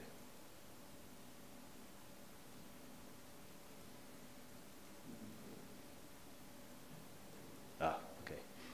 Sorry, and then September 2017, we'd had almost a year of service, and we saw some enhancements that could be made in our direction going through the Cougar Creek and Elk Run area, and also responded to surveys and extended out into Stewart Creek to the turnaround there, to the traffic circle. And what that allowed us to do is connect up a lot better with the Canmore-Banff regional service. And since that time, the ridership has grown a lot. We made it easier for local residents to use the transit service and not have to drive. As we found that sometimes if they got in their car, there are some people that will drive somewhere and park for regional, but a lot of them, once they're in their car, they're going to drive to Banff. So in 2018, Route 5, the Canmore Local, with the help of the free transit trial over the summer, saw a growth of 45% over the year and about 81% over the summer months when free transit was in effect. So we went from about 75,000 riders up to 110,000 in 2018. And the trend is continuing. The first part, as Andy had shown, the growth has slowed down a little bit, but transit is still growing. And I think some of the enhancements that we have proposed will really help to grow that ridership as well. Just while we're on, talk about a little bit of the challenges of schedule adherence in Canmore and some of the reasons for it. We operate on the local service at about somewhere between 85 and 90% schedule adherence, meaning, and that's actually set to 7 minutes. So meaning we're on time 85% of the time to 7 minutes, which is, we want to be a lot higher than that. So there are some things we can fix easily, some are more difficult. So some of the reasons for the schedule adherence: traffic congestion.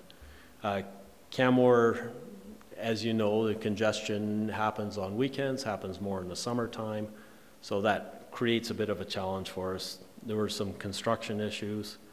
The key intersections like 8th and 8th is a big time impediment for us, especially in the summer months. Road conditions, weather, bus reliability. At this point, we were able to park 2 of our buses inside, and we have 1 outside, and we're working towards having that 3rd bay to be able to park all of them inside, which will increase our reliability. Some of it is bus stop timing.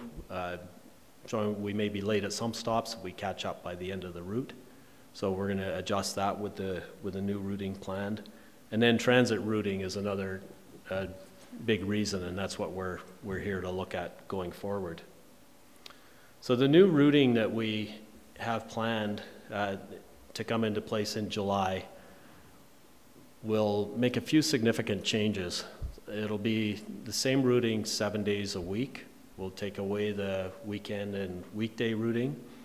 We won't be traveling to the Nordic Center and up there anymore because that is our biggest time commitment, and I think it really reduces the number of riders that consider taking transit on the weekend from Three Sisters area into town, because it adds somewhere between 8 and 10 minutes to their trip into town to go up to the Nordic Center and back down, and then another 8 and 10 minutes on the way back.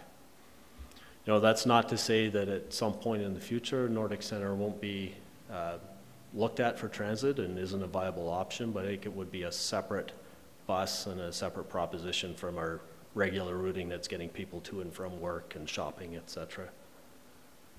The other big change, or a couple changes on this routing, is we will now go one way through Cougar Creek and Elk Run, and then on Bow Valley Trail into town. And the reason, there's a few reasons for that. It saves us time, which will allow us to go further. Sorry, I don't have a pointer, but will allow us to go further around from 9th Street, around past the Seniors Lodge and high school in both directions, which has been a big gap that we've had in the past. So kids can either get to school but can't get home, or they can get home but can't get to school, depending which direction they're coming from. And same with seniors from the lodge. Right now they can get on the bus one way and come into town, but they can't easily get back there. So this time saving will allow us to come out of the 9th Street, stop just over here, go out past the Seniors Lodge and high school, and then come back around by Shoppers Drug Mart. So that part's pretty exciting. It'll also allow for 7-day service into the Kananaskis Way area, which is, it's high density in there. There's a lot of opportunity to pick up more ridership in that area. And the added benefit for residents in the Cougar Creek area is that the bus is only going to go by their houses 22 times a day instead of 44. So I think people will be happy right, with but that. the service is still in the busier part of the day every half hour, the bus would... Yeah, the service will remain every half hour during the busy parts of the day. We're not changing the service hours at all in this, it's just the routing. So eliminate travel to the Nordic Center. The saved time will be given back to other service users through frequency and reduced travel time. I think the ridership from the Nordic Center that we lose will be easily surpassed by the additional ridership from Three Sisters. Less impact on residents. What this also does on the weekends is enables 30-minute service on Saturdays, where we're now operating at 40 minutes because of the added distance up to and from the Nordic Center. And it's going to enable hourly service on Sundays, because we only operate one bus on Sundays. So that hourly service on Sundays, I mean, for anybody that's planning a transit routing, to be able to go 15 minutes, half hour, hourly, it's so much more convenient, easy for people to remember, plus more frequent. And as I mentioned, the two-way travel past the high school and the consistent 7-day-a-week service. We're going to have a stop somewhere down near the RCMP station, which will open up easier access for people in that Bow Meadows Crescent area who now have to walk down from Glacier Drive. Can we get any closer to my studio than the RCMP station? Because No, sorry, not enough time. Probably 100 feet. Yeah. And the added benefit of this is no additional service hours or cost, and we really enhance the service. It's hard to read this, but the high ridership stops are in the Elk Run area and Three Sisters area, as well as the downtown stops. So the Elk Run area, that end of Cougar Creek, it's kind of the east side of Cougar Creek, actually has a lot higher ridership than the west side of Cougar Creek. So less people will be impacted on the weekdays. Oops, backwards.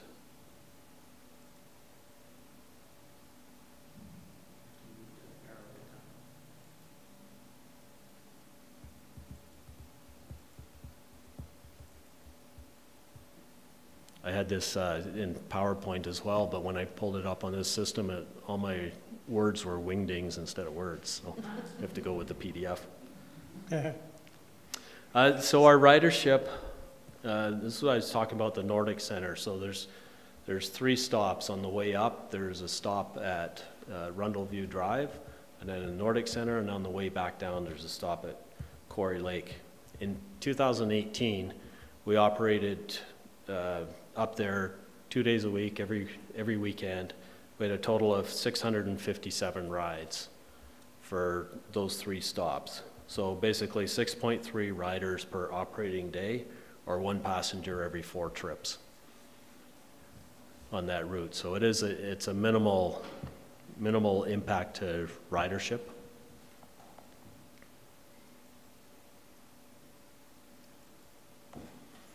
So the big question comes in is how many people are negatively impacted by this service change, and it's actually very few.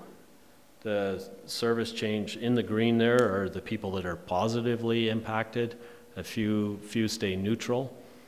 And then negatively impacted are some of the people on the west side of Cougar Creek, closer to downtown. And their rides may be 4 or 5 minutes more to get into the downtown area, but it's a lot less people than are positively impacted. So I think that it'll be a minimal real impact on people.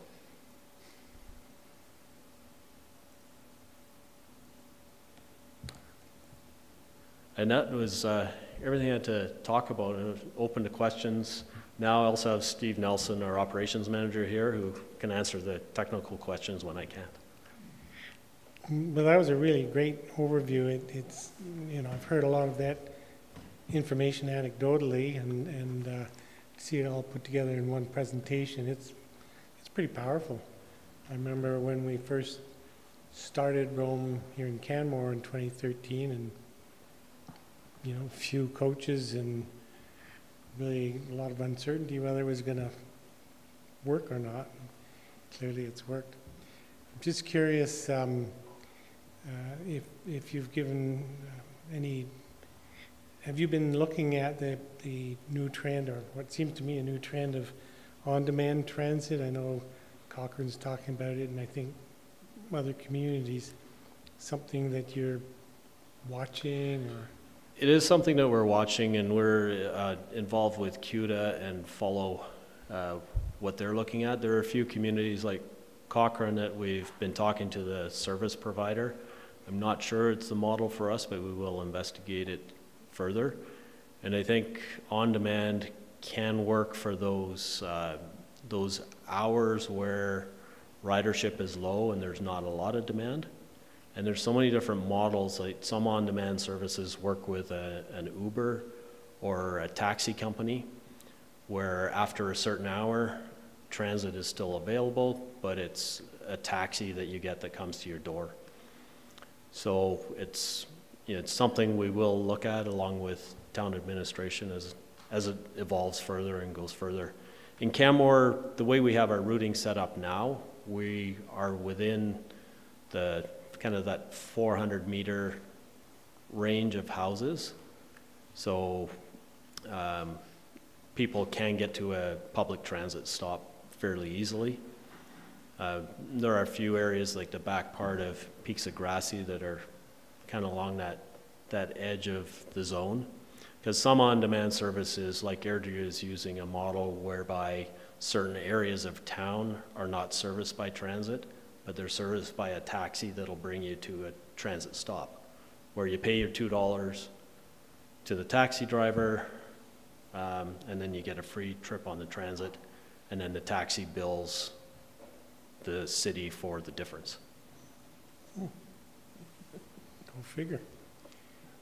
Councillor Sanford. Thank you, Your Worship. Thank you for presentation. I'm wondering about the routing that you're proposing to go around both ways to the senior center and to the high school. How much time is that going to add on to the route for people who live in Cougar Creek? Because there's a lot of our residential population that lives there. There's a high density of people that use transit from there. Yeah, it would add approximately 3 minutes. So that's all? Around that, yeah. Because they're just, like Around currently they loop. go up here and then they stop at Shoppers and then they go. Yeah, so instead of coming out of 9th Street, turning right here and going past Shoppers, we would go around that loop. Those stops will be, there'll be 3 stops along that way, and only stop if there's people there. So for the most part, it's as much time as it takes you to drive around that way, which would be about 3 minutes additional. Okay, it looks like more distance, but not as much time? It is more distance, yeah. Okay, because I know that we've got that demographic now using the bus, so we want to encourage them to keep doing it, right? Yes, definitely. And I think what we'll see from that, being able to do that, is more younger people riding the bus as well, because now they can get to the school, to the rec center. So kids in Cougar Creek will be able to get to the school easier? Yeah. In both directions, back home? In both directions, correct. Okay, all right. Well, that's interesting. Okay, thank you. Councillor McCallum. Thank you, Your Worship. Thank you for your presentation, Mr. Bean. I was wondering if you might be able to share with Council some of the changes that the Commission has made with regards to fare structure for youth in the community and when that's going to start. Yeah, so the changes that we've made to the fare structure for youth, as last year we changed our age for youth from being from 6 to 12 years up to 6 to 18 years, whereby youth would get half-price fares. So just recently, the Commission has, through a fare review report, made a change so that youth will be free. So, and that goes into place on the May long weekend.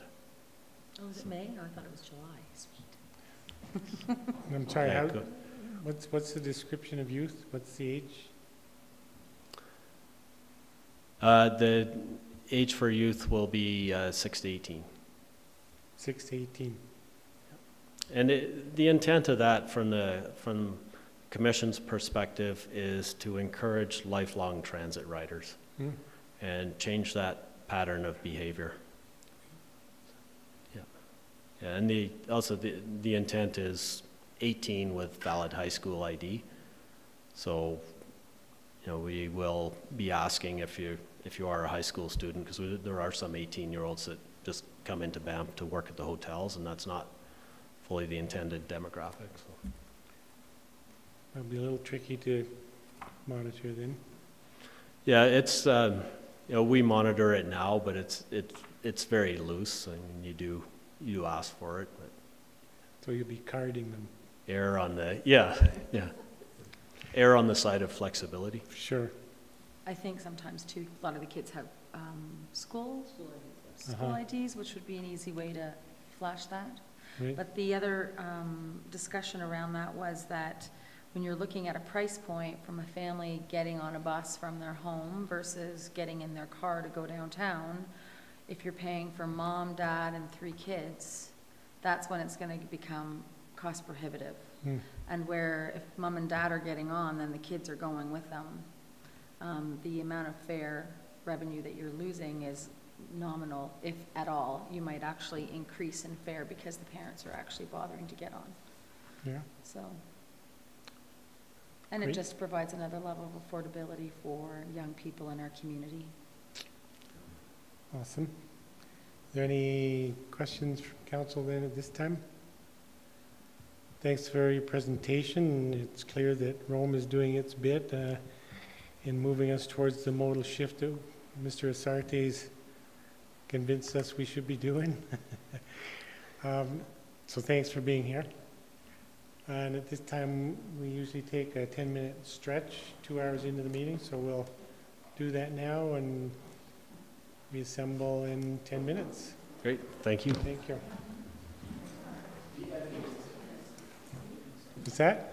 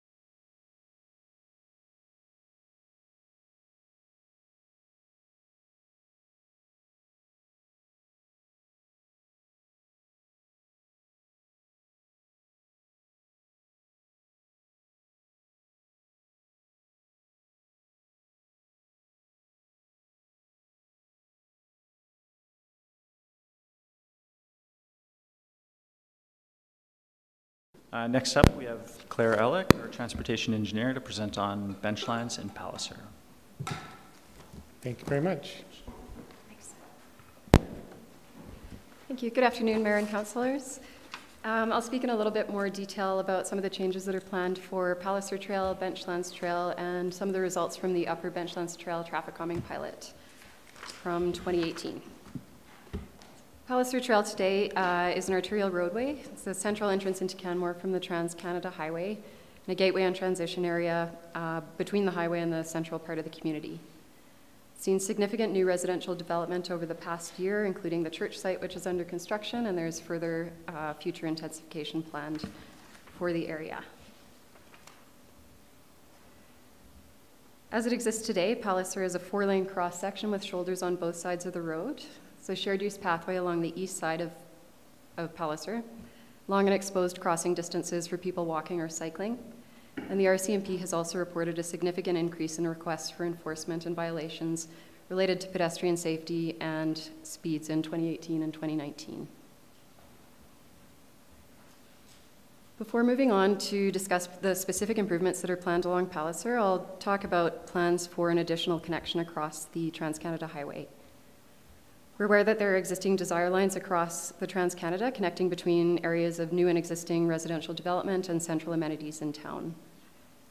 This gap has been identified as a future connection as part of the 2018 Integrated Transportation Plan, and a high-level review was undertaken in 2018, which considered existing topography, desire lines, major utilities, and structural requirements for a potential future crossing point.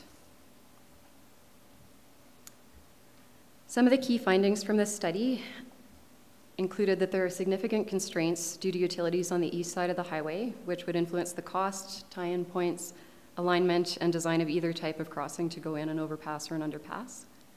An overpass should be feasible in several locations, but would be subject to these constraints, and if an underpass were pursued, it would be most feasible furthest to the northwest due to the elevation of the highway and the surrounding topography. Next steps that are planned include undertaking a more in-depth feasibility study as the area continues to develop over the coming years and sees increased population growth. In the interim, the improvements that are planned along Palliser Trail will provide a safe connection across the highway and also form part of an overall active transportation network. As mentioned, Palliser Trail is a link that's identified in our ITP as part of our active transportation network. Some of the objectives that are of the improvements that are planned include reducing travel speeds, providing a safer and more comfortable environment for people walking, cycling, using transit, and driving through the area, and through the design, queuing drivers exiting the highway that they're entering into an urban area. Joe Olson will speak more to the traffic analysis that was done, but the first stage of the design process was to undertake a transportation study to understand existing travel patterns and to consider future needs based on growth. Based upon that work, a design was developed within the existing roadway surface to create a more complete street that includes walking and cycling infrastructure. This plan was taken out to the public in January of 2019 to further inform the design, and we're continuing along with the design process while engaging with stakeholders. Some of the parameters that shaped the design included working within the existing roadway surface. None of the improvements planned involve widening the existing roadway. So we're looking at doing a conversion from a 4-lane cross-section to a 3-lane cross-section, generally one travel lane in each direction with a central median and left turns introduced at intersections where needed. It's a new 4-meter shared use pathway on the west side of Palliser Trail for people walking and cycling, and crossing improvements added at intersections to reduce those long and exposed crossing distances, to introduce median refuge space so people can cross one direction of traffic at a time, generally also one lane of traffic at a time. Continuing further along the corridor to look at another section, it includes the same features, converting from a 4-lane cross-section that's there today to 3 lanes, central median, island, a new pathway on the west side of the roadway, and again, working all within the existing pavement surface. Moving further south along the corridor to the Benchlands overpass over the Trans-Canada Highway. Today it's a 5-lane configuration, 2 lanes in each direction with a central median and left turn bays at both intersections on either end of the bridge. It's a narrow walking and cycling facility on the south side of the bridge, and the single lane coming downhill on Benchlands Trail, which expands into 2 lanes on westbound lanes on the bridge deck.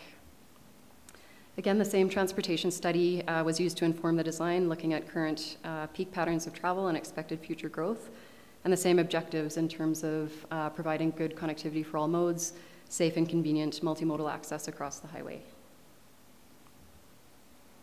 So this is showing the intersection for Benchlands Trail and Palliser Trail. It's introducing a protected intersection design, maintaining left and right turn bays for all approaches where they exist today. And it also includes the removal of 1 westbound travel lane on the bridge deck in order to accommodate a new pathway connection on the north side of the bridge, along with some railway improvements. And we're currently fine-tuning this design in collaboration with Alberta Transportation to determine what the right turn lane looks like and so on, but this gives a general idea.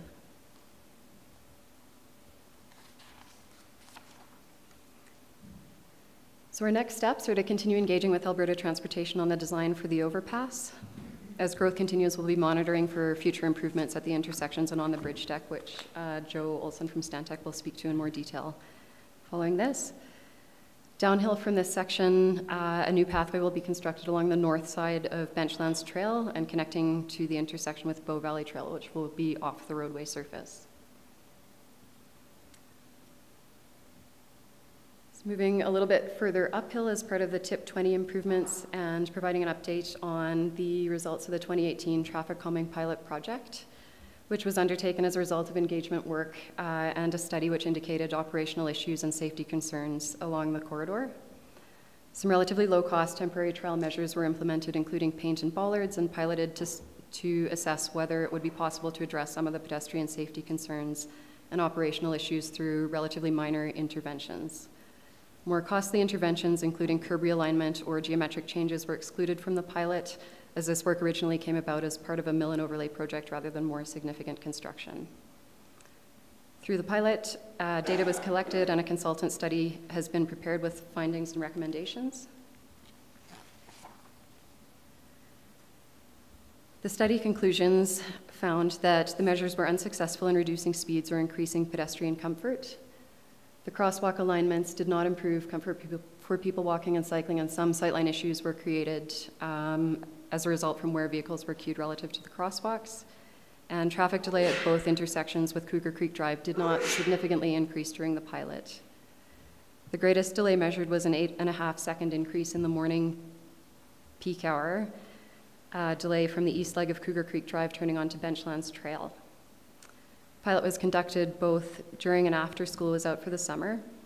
Queues and delays dropped significantly after school was out of session, suggesting that the school season has a significant impact on the delays at these locations, more so than the traffic volumes along Benchlands Trail, and those numbers have been adjusted for seasonal travel patterns. This data would suggest that if we're successful at addressing some of the operational concerns that have been raised by the community and are able to provide safe and comfortable routes to school, it may help to alleviate some of those concerns and pressures at these intersections. In terms of next steps, the consultant concluded that more significant interventions would be required than the minor elements that were trialed in order to be able to address the safety and operational issues observed on Benchlands Trail. Some of the recommended future elements that could be considered include horizontal deflection near the intersection to reduce speeds, reducing lane widths, and reducing pedestrian crossing distances through the design of the corners, so the corner radii looking at curb extensions. The images shown on the screen include the introduction of medians to accommodate turning vehicles as well as to provide refuge space for people crossing the roadway. And these changes would be implemented to improve conditions for people, whether they're walking, cycling, using transit, or driving. In terms of traffic management, by slowing traffic overall, it should increase the gaps and allow more opportunities for vehicles waiting at the intersections to be able to enter traffic. Some traffic may also choose to use alternate routes to reach their destinations if there's better overall flow via those routes. And again, if we're successful at providing safe and comfortable routes to school, it will provide better travel options to kids and parents traveling to school, which based on the data may also help to improve function and reduce some of the delay at these locations. So engineering plans to continue to look further into these options. And from there, I'm going to pass it on, or if you have questions now, Joe Olson will be speaking more to the traffic analysis before and after following this piece, but I'd be happy to take questions now. Or I think we're good for now. Councillor Sanford, questions? Councillor Sanford? Oh, thank you, Your Worship. So can you just tell me the comparison between, I'm not quite sure I understand what the comparison between these two are. Sorry, so one is upper and one is lower Cougar Creek Drive of the two intersections that were piloted last year with different trial measures. So these are examples of different elements that may be more effective in addressing some of the concerns there. It would involve a different level of intervention than what was trialed last year in terms of moving curb lines and doing some reconstruction there. Okay, I thought in the report I read something about the right turn lane caused a significant impediment when it was reduced. So is that something that's going to be reconsidered then too? We'll be looking into the details of this as we develop the designs through the summer months. Okay. Yeah, like these were developed prior to the pilot. Okay. Yeah, so those were the options that were presented to us before. Yeah. And then the pilot replicated the left-hand side with reducing yeah, so we will lane be widths? looking at maintaining a right turn of some sort, but okay. Yeah, we'll continue to develop. Okay, so some of those problems that were highlighted during the pilot will be addressed in a different way. Yeah, we'll take those learnings and apply them to what we come back with. Okay, great, thank you.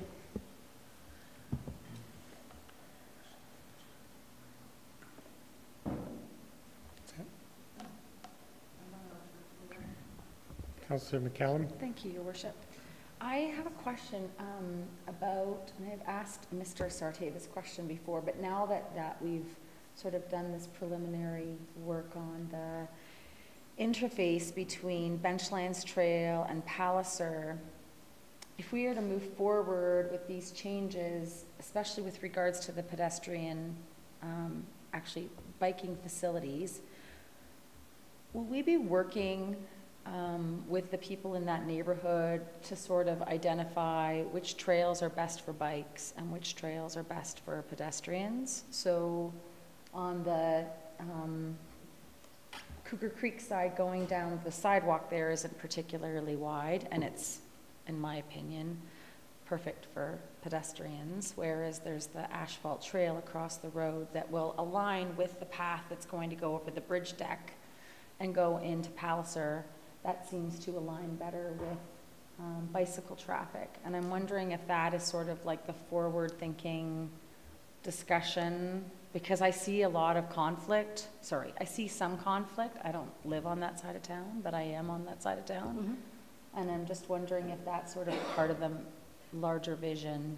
I think part of the bigger picture are providing better connections from the community across to that wider facility, and as part of the TIP 20 project overall, providing connectivity from this community all the way down and providing continuous separation and safe and comfortable facilities. So that should, in the shorter term, alleviate some of those pressures on the narrower facilities that exist on the, I guess, south side of the overpass. Mm-hmm. And so on. And in the longer term, we'd love to get to an ultimate stage where we have adequately sized facilities for the increasing volumes that we see and people walking, cycling, and so on. Okay. And there will be a stakeholder engagement and public engagement component to this work. Okay. I'm not sure if that answered my question, but that's okay. In terms of separating...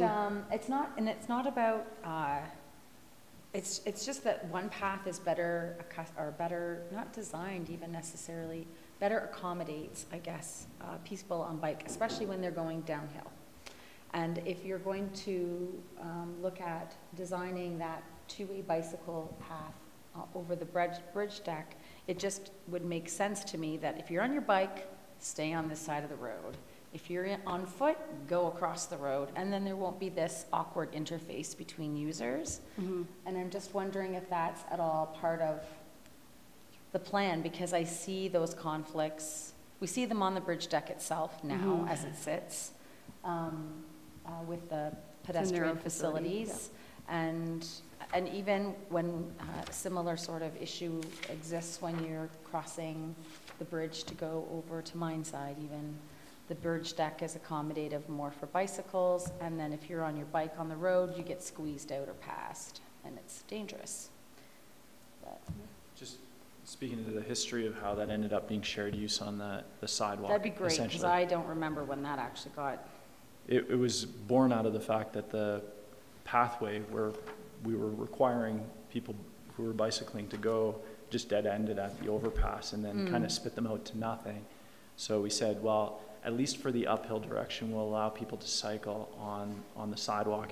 It creates a connection. And what I hear you asking is, should we reconsider permitting uphill cycling on the sidewalk in light of providing good facilities on the opposite side, and maybe looking to create some separation? I'm looking at the asphalt path that was originally, where the flow trail was originally envisioned, to be bicycle only, because it makes sense. That's where the bicycle facilities are going to flow into the city center and into Palliser. Yeah. Whereas the pedestrian facilities on the opposite side of the road are not wide enough to accommodate somebody walking with their child and somebody on their bike. Somebody's going to get creamed.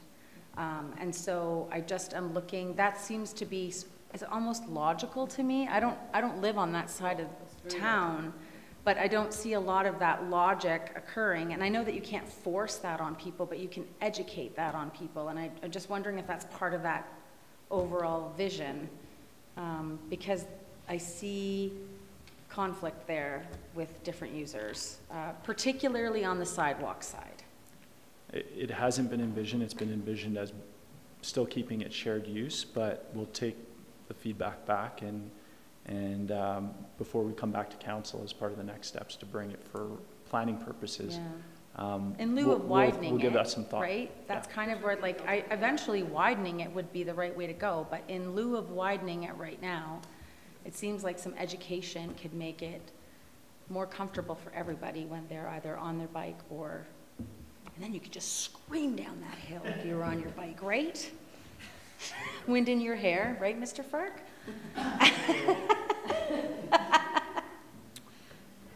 Thank you. That was my question. Sorry. Councillor Seeley had a question. Yeah, on that same topic, there's a lot of conflict over there. The bike trail doesn't really work. There's people with dogs, and some of them are on leashes, and that becomes a bit of a problem. I don't use it because, well, I do use it, but I go very slow. Yep. I'd rather have a separate trail to come all the way down for bikes. It doesn't have to be a flow trail, but something dedicated to biking, because the other one is used a lot by dog walkers and pedestrians, and there's a lot of conflict there. When we rebuilt the Cougar Creek path, Councillor Seeley, we intentionally created, first of all, the path's wider so that it could accommodate both modes, and then we put in adjacent to it a small gravel path. That's the dedicated dog walking path, and we stole that idea from our Dutch friends in the Netherlands who create a lot of these little dog walking paths specifically for that reason, to keep on-leash dogs out of the way of people cycling. So it's something we've talked about for that Benchlands path, is to improve it, because it's really windy, it's narrow, lots of conflict. So if we could improve that path, that's certainly something we would like to do, and something we'll look at before coming back with some thought on that. Okay, good, thanks. Next up, I would like to turn it over to Leonard Newt, our urban mobility specialist from Mobicon, and Leonard's going to speak to concept design that he's developed with his team for Railway Avenue, and he's going to speak to how that design was developed. And this is kind of a first look at it, and we still have significant work to do in developing the concept and undertaking engagement. And so that's a caveat for the presentation, is that even tomorrow we're getting together to workshop and walk the corridor, and there's a number of areas that we still need to flesh out details and do engagement. So we welcome your feedback, and this is a first look. Cool. Thank you very much. Councillors, Mayor, thanks for having me. It's not every day that I get invited to speak to a council in a town this nice. My name is Leonard Newt. I work for Mobicon in the Netherlands, and we helped design the vision for Railway Avenue, and most importantly, in the short term, the intersection of Bow Valley Trail and Railway Avenue. And well, apparently anything I say can change in the future, but this is Me too. the state of play. Oh, wait, there was two. So this is my presentation for today. We always like to start with the why, then the what, and then the how. You can make millions by inventing a system like this, but I didn't, but we still use it. So to start with the why is, why do we look at this intersection? Why do we look at railway? Why is it important in the network and for the town? Then the what are the principles and the vision behind it? And then the how, that's where it gets really interesting. What does it look like? How do we implement it? And what's the next steps? I do realize we're slightly pressed for time, so I'll spare you some of the more background details because you're more familiar with these than I am. But to start with Bow Valley Trail, because Bow Valley Trail is a very important intersection in Canmore, and it will become more important over time. Does this thing click? No. Oh yes, it does. That's nice. Because, no, this way. The intersection is kind of where everything comes together for everybody traveling into Canmore from all directions. And not only people in cars, but more and more as we push towards that modal split that we envisage, this intersection is going to get more important for people on bikes and people walking. There's a lot of development around Palliser Trail, there's a lot of development around the actual intersection, and as more people travel from Calgary, as tourism increases, this is becoming more of a pinch point. And to make sure that we have the facilities in place to make sure that the people that live within Canmore can actually travel to the town center, or visitors that stay on the other side of the Trans-Canada Highway, that they can travel to the town center without having to rely on a car, we need to make sure that this intersection works for them. I find this click very difficult. There we go. So Bow Valley Trail intersection is important, but also Railway Avenue is important. Railway Avenue is the coat hanger, we like to call it. Kind of looks like a coat hanger if you look upside down. But it distributes all of the movements into the town center. There's only two access points at 17th and at Railway Avenue. And from there, all the people are directed through the trail network, but also through the road network into the town center. So making sure that this road works for everybody becomes more and more important. And if we want to increase capacity of people moving from the neighborhoods around the town center into the town center, we need to make sure that we optimize it here. Cool. Oh, man. Well, we've discussed this a little bit. In the ITP, it's been identified as a very important street, but with slightly fewer cars in the future than now, and a lot more people moving around by bike and on foot and by transit. Okay, I'm gonna use the keyboard. I find this too complicated. Yes, from this slide, you've seen this graphic before. It's a very ambitious target. And if we look at the graphs that were presented earlier by Andy, you can see that the majority of people now still walk if they use an active mode. So walking currently is more important than cycling, yet in the future we envisage cycling to overtake walking. And that's because of the network effects. When we say network effects, we mean that a cycling trip is only being undertaken if the least safe part of the trip is safe enough. If I want to ride with my children to school, I'm going to imagine the way that I'm going to go, and if there's a very dangerous bit, I'm not going to do it. And that little bit is going to ruin everything for the bike trip. So you can expect the bike mode share to grow quite slowly until you have a complete network. And then you'll see it grow exponentially. So every link to the network you add has a lot more impact on the whole network because the mode becomes more interesting, not just that street. So if we want to grow cycling, well, I like this statement, apparently it's from Aristotle, anything you nourish grows. So that means you need to pay attention and really design for the people or for the modes or for the way people to get around, the way you want them to get around. So in the 60s, 70s, and 80s, we were very good at nourishing the car with 4-lane, 5-lane, 6-lane, 19-lane highways as a result. Surprise, surprise, the number of people driving skyrocketed. Now we want to backpedal that a little bit, focus more on people, focus more on active modes, more sustainable modes, higher capacity modes. We need to nourish those modes. I'll skip this one because we've talked about this. The ITP direction about reducing traffic on Main Street has flow-on effects. If you want to reduce traffic on Main Street, you need to reduce traffic on Railway. Otherwise, you'll just keep pushing people into a street where you don't want them to be. So for that, we developed the vision for railway as a more recognizable, a more urban boulevard. We have a vision of it being more green, less asphalt dominated, much easier to cross. And that's very important because there's obviously a lot of destinations on either side. So if you want people to be able to walk to the supermarket, they have to be able to cross Railway Avenue in a comfortable and safe way. And that's based on a few example streets. Well, 2 of them are from the Netherlands, but the 3rd one is from Banff. Banff Avenue has some of the elements that we envisaged, like the median with trees in it. That gives the whole corridor quite a different feel, even though Banff still has 4 lanes, so it's still quite wide, still feels quite car-dominated. But if you imagine that with only a 2-lane cross-section, you'll get to a very different look and feel of the street. So this is what we envisaged where we head towards. 2 types of cross-sections. The top one, just a generic cross-section with cycleways on both sides, either 1 or 2-way. We propose certain sections to be 2-way, some sections 1-way, depending on where it sits in the network.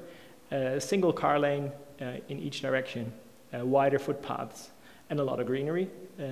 Obviously, the intersections are crucial. Those define the capacity of the street for cars as well. And since it's still going to be a relatively high capacity street, we envisage that there will be dedicated turning lanes at the intersections to make sure that we still can get enough cars through and not choke the town. But if we have that nice vision for Railway Avenue, what do we do with Bow Valley Trail? Because this is the bottleneck. This is where the decision is made. Do I turn into Railway here, or do I keep going to 17th, depending on my destination? If I'm walking or cycling, do I cross here straight into Railway to those nice dedicated facilities that are envisaged on the town side, but also connecting it to Bow Valley Trail in general on the northern side and that potential new bridge across the Trans-Canada Highway. All of those links come together here, so we need to make sure that this works. Currently, well, you know it better than I do, but it is quite a car-oriented space. You can see all of the lighter gray bits are actually unused square meters. There is a lot of spare capacity of space, and that means you can do a lot with this intersection by squeezing it up without actually changing anything functionally about the intersection. And as a gateway to Canmore, it has 0 sense of place. Once you arrive there, you don't feel like you're in the town. It still feels like you're on the rural highway with just a lot of cars around. For example, the roundabout by Spring Creek, that's much more of a gateway than Bow Valley Trail at the moment. So that sends quite mixed messages of arriving in an urban center and then going back to a more suburban setting here. So that's what we want to fix. We want to fix that by, well, first of all, separating the people from the cars. The cars are big, the people are weak. We don't want them to interfere with each other too much.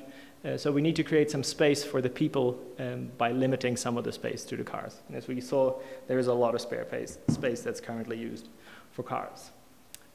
I walked it a few times. It's not a very pleasant experience. And as you try to cross the intersection from various approaches, you don't really feel appreciated as a human or as a visitor to Canmore. So this is definitely something that can be fixed. From another angle, again, the large, well, I think you could fit a small apartment building in the middle without actually interfering with anybody. There's enough asphalt there, so we can reorganize some of that space to start appreciating the humans more.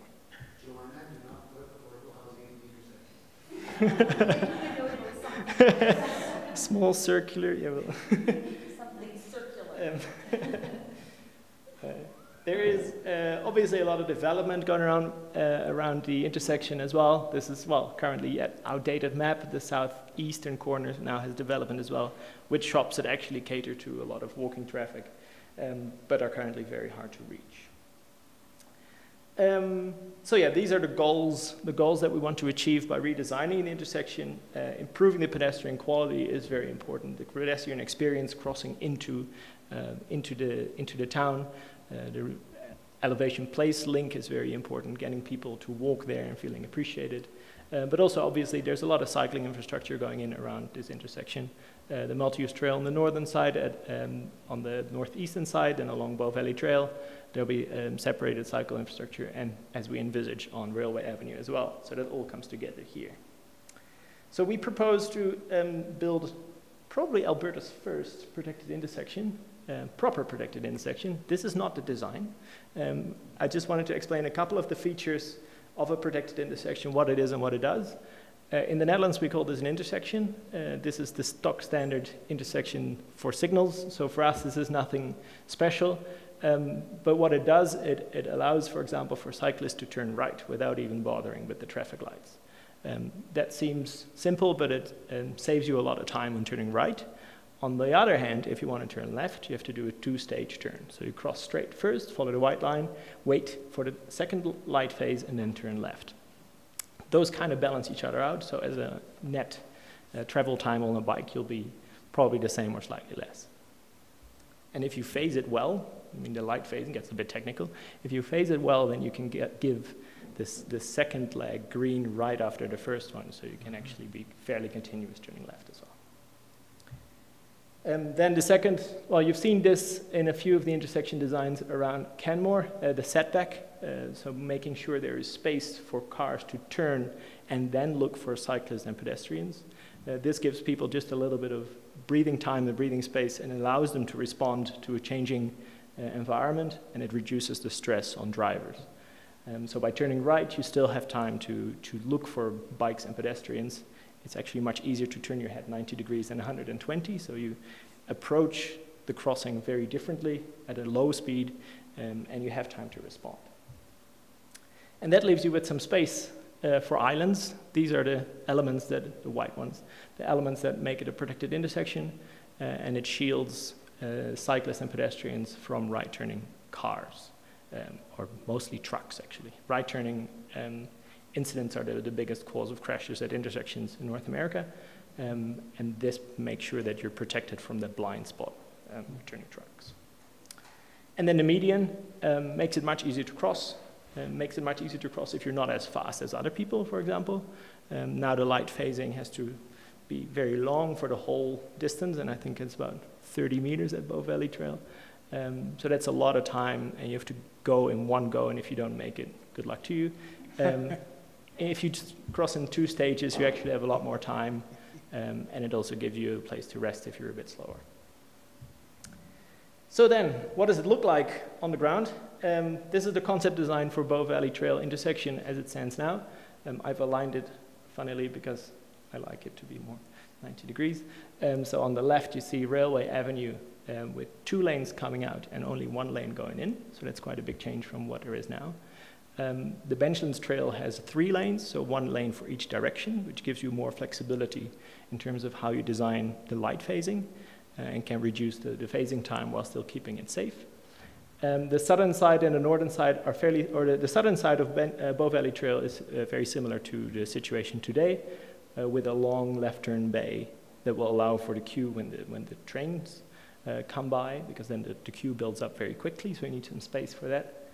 And on the northern side, there's actually, I think, an added lane to allow for separate light phases for the right turn and the left turn, which keeps the cyclists more safe when they're crossing. 2 lanes still going out towards Benchlands on the right-hand side of the screen. So there's still quite a lot of car capacity, but we've just taken the space that there is now and filled it in with protective islands and more space for bicycles and pedestrians. It ties in on all sides to existing or proposed cycling infrastructure, so you actually have a safe facility from every direction. If you're walking or cycling or driving, doesn't matter. There's a lot to unpack here. If you have any questions, yeah. That's Benchlands coming in from the right? The Benchlands coming in, yeah, 3 lanes. And Bow Valley Trail up and down? Mm-hmm. Yep. So this ties into the overpass of... So if you're coming down from Benchlands, Yeah. there, and you're going onto railway, you have to sort of, oh, that's the lane there. So that's a car lane on the top there, This one, yeah. but on the other side, so it's just a single lane there on the north. Yeah. I see. A single lane going straight, Right. but a separate right turn lane, which means that if Right. there's a train, you can stop the center lane going straight, but still have the right turn lane turning right, which means you have an added option of getting into the town center if there's a train blocking the way. Okay, I get it now. Yeah, currently that's shared, so if there's a train, then it blocks all the way back, and now you can actually bypass it. Any other questions on this bit? There's a lot more nice pictures. Councillor Stanford? Thank you, Worship. Oh, thank you for your presentation. Really interesting to see what you can do with something that has been a problem for over 20 years. I mean, we've had committees and working groups that have tried to grapple with this problem for many, many, many years. So it's really interesting to see what you're proposing here. So if you turn right off of Benchlands Trail, you're going onto a one-lane route? Yep. And then in the middle, you're proposing boulevards? Yep. This bit. And then going into town, it would also be a one-lane route? Yep. So why does it need to be a one-lane route going into town? Excellent segue into my next part. I'm not Okay. done yet. All right. Yeah, I'm trying to understand. I mean, I think it's interesting to reconfigure things, but we'd have to really look at the one-lane route aspect of it. Yep, definitely. Yeah, we'll skip that for now. This is this just south of there is an Old Canmore Road intersection. Because if you change Bow Valley Trail intersection, that kind of has follow-on effects. On the southern side, it's currently a little bit neglected and a bit, messy. So here you can see that the left turn lane, this is the left turn lane for into Canmore that stretches all the way back past Old Canmore Road. And then there's a separate straight through and right turn into Old Canmore Road, but also into Benchlands. So they're combined lanes. And there's an added left turn lane into Old Canmore that currently doesn't exist. So that gives you a little bit of flexibility and a safe place to turn across the traffic at this intersection. Also, obviously, safe crossing facilities for bikes, pedestrians, multi-use path on either side, and a bus stop, new bus stop, separate from the traffic lane.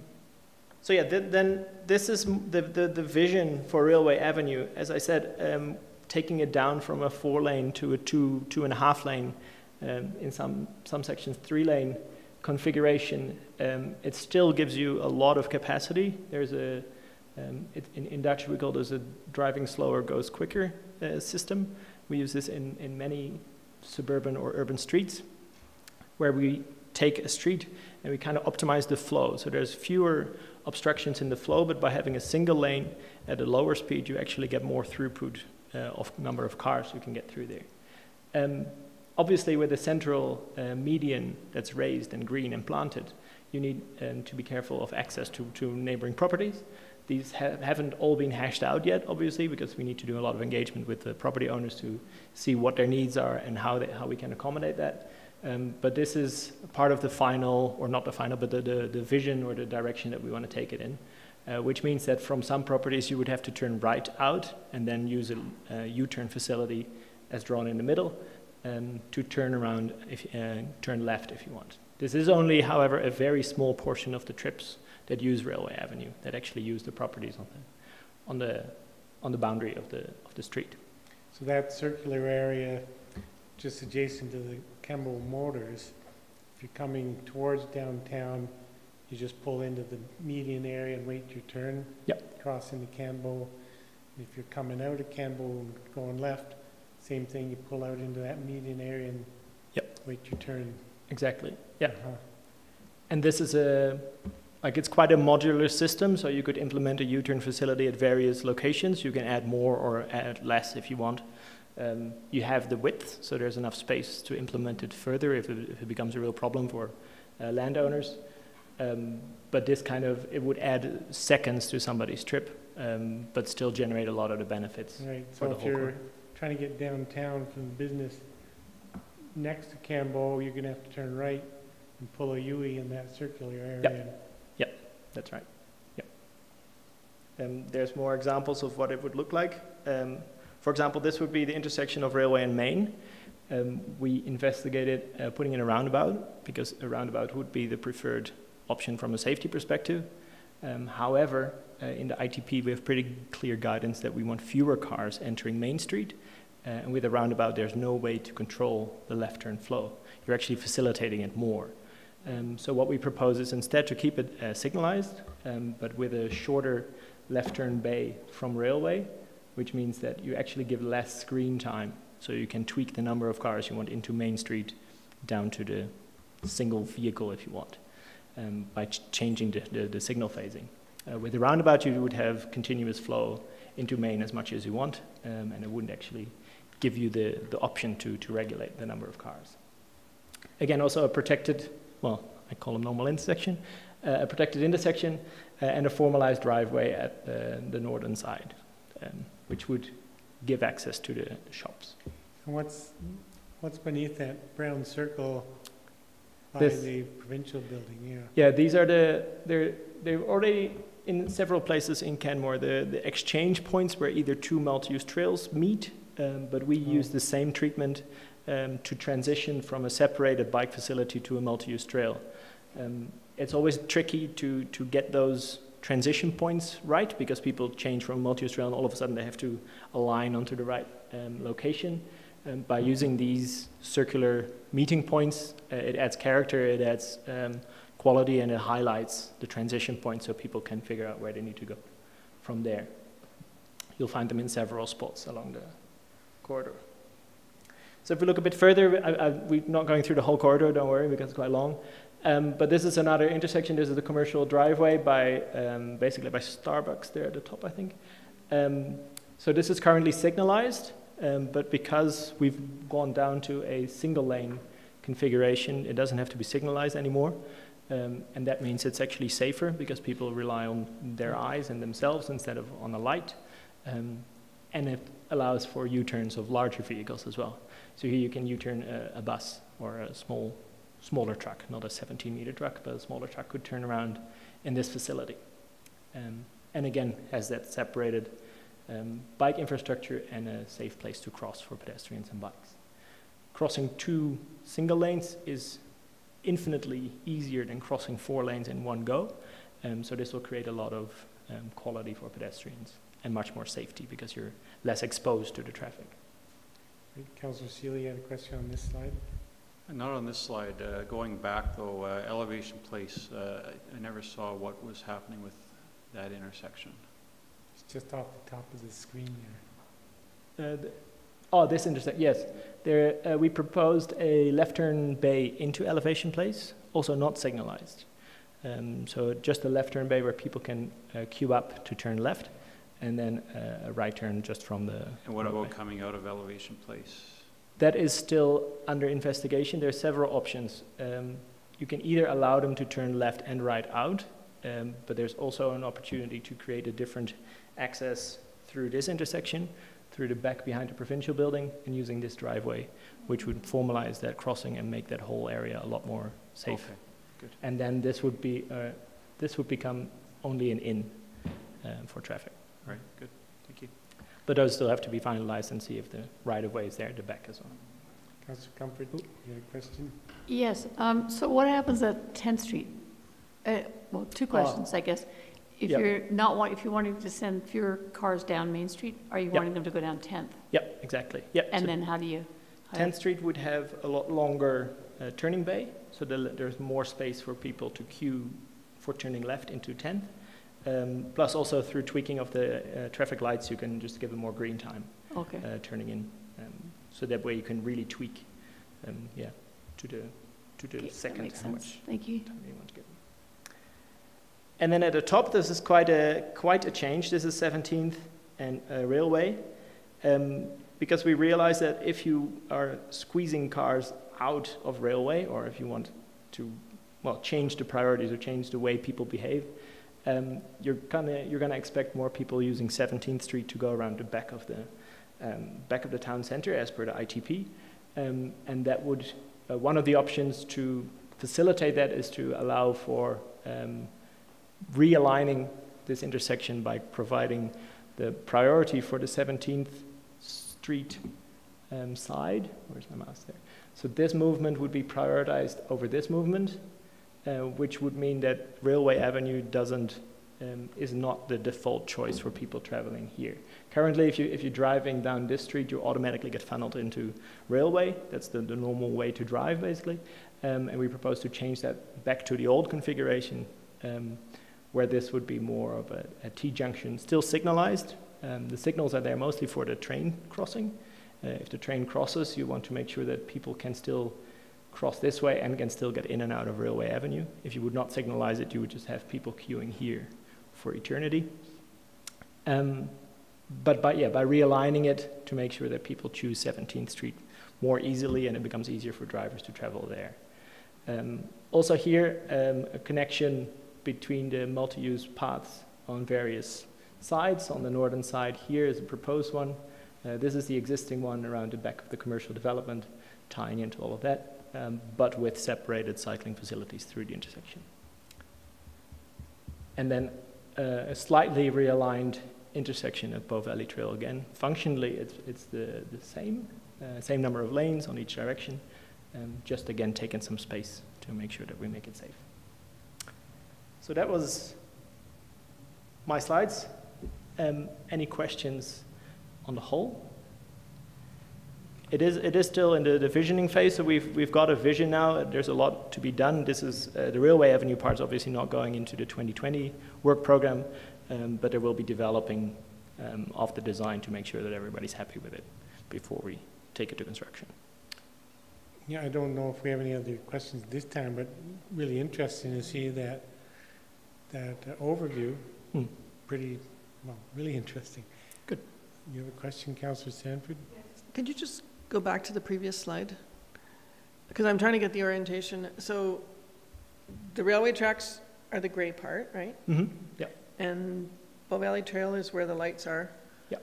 So if you're turning left from Bow Valley Trail to go in, so you're going to have to make that big curve around there? Mm-hmm. How is a big truck going to do that? This one? Is that possible to do? Oh, that's a huge turning radius. It's got a turning radius? Yeah, yeah, okay. yeah. Because a lot of people from that aspect are turning in to go to the Canmore Recreation Center, so that's a pretty popular turn to get onto 17th, right? Yeah. Yeah, and there's a lot of space. Okay, so that's configured. You're going to have to do. I was just trying to see where all the arrows were when you changed the slide, but so if you're going in there, okay, so that's going to lead you right into the Recreation Center roadway. And then you're going to signalize that section coming out of the Recreation Center roadway, because right now it's not, right? Signalized? Is that further here? Okay. Yeah. Yeah. Oh, yes. So right there? Yes. So one lane in and a right turn lane and a left and a straight ahead lane. Okay. Yeah. So what happens here is if there's a train coming through, then there's you can queue a few cars going straight, and then you can still pass on the right-hand side to turn right into railway. So again, it gives you a little bit of flexibility. Same happens on the other side. And then when the train has passed, so for example, the traffic out of railway will be able to continue pretty quickly out of railway and clear the queue a bit faster. So you're not really realigning the road, you're just changing some of changing the priority of the changing some of the orientation. laneways, Yeah. and then signalizing it. Yeah. Okay. Yeah. All right. So basically now it's a T like that, right, with 17th here and railway here, and we're changing it back to a T like that with 17th going through and railway as a stub. Okay. That's interesting. Thank you. Thanks very much. How was the trip over from Holland for this presentation? Yes, it was good. Very smooth, only 9 hours. It was a joke, I thought. What did you say? I thought I was joking. Okay, I'll turn it over to Mr. Olson now to speak to the network analysis that's been done to look at how it impacts the transportation system. Thanks, Andy. Good to see you again. everybody. I'll try to keep this short, about 10 minutes or so. I think a lot was covered already by Andy and Leonard previously around the analysis, but I wanted to give you a bit of a sort of more mid-level analysis overview for Palliser and Benchlands and exactly what we're doing at those intersections. But before I start that, you've seen this slide a few times. It's from the ITP. Essentially, this is showing, our 2017 kind of current state of summer daily traffic congestion in the area. Green is, obviously, there's lots of capacity in the roads. As you get more red, there's less capacity. It's almost over capacity. So we're headed towards, we're headed towards this situation, as Andy has articulated many times. We expect about a 50% growth in traffic over the next 12 years or so to 2030. This is kind of the situation that we're going to end up seeing on Main Street, 10th Street in the core. You've seen this slide before as well. This is showing you sort of the split of traffic kind of town-wide. 80% of all of our trips are made by cars, and then the other modes of transport, pedestrians taking up 13%, and then transit bicycle. If we do nothing and just leave our system as it is with that extra 50% traffic, you're only going to see more of the trips taken up by cars. The ITP target for 2030, this is the slide we've shown a few times. Leonard's shown it as well. It's fairly aggressive. It's progressive. It's showing 60% of our car traffic, our trips being taken by car, the others by other modes. So we've used this a few times. It's actually kind of a tool that's well received by the public. Often we use it for West LRT and other projects in Calgary, sort of showing a more quality of experience for the different users. So trying to get away from some of the math and analytics around just traffic congestion, but showing, what is the quality for each user today. So for vehicles, it's pretty good. Travel times are short. There's lots of capacity on the network. For transit, cyclists, and pedestrians, it's fair, and some may even argue poor. The facilities aren't there. It's tough to cross intersections. So overall, the network's around a fair to good type situation. Just the footnotes below, we did put some metrics around exactly what is good or fair. So for cyclists, you would want some protected facilities, easy to cross intersections. That would be a good situation. We don't really have that in many places in the town right now. If we do nothing, the quality of experience for these different users doesn't improve for anybody. It goes down for cars. There's more congestion. Transit kind of goes in concert with that. Cyclists, pedestrians, it only gets harder for them to cross our busy roadways. I'll come back to the slide at the end.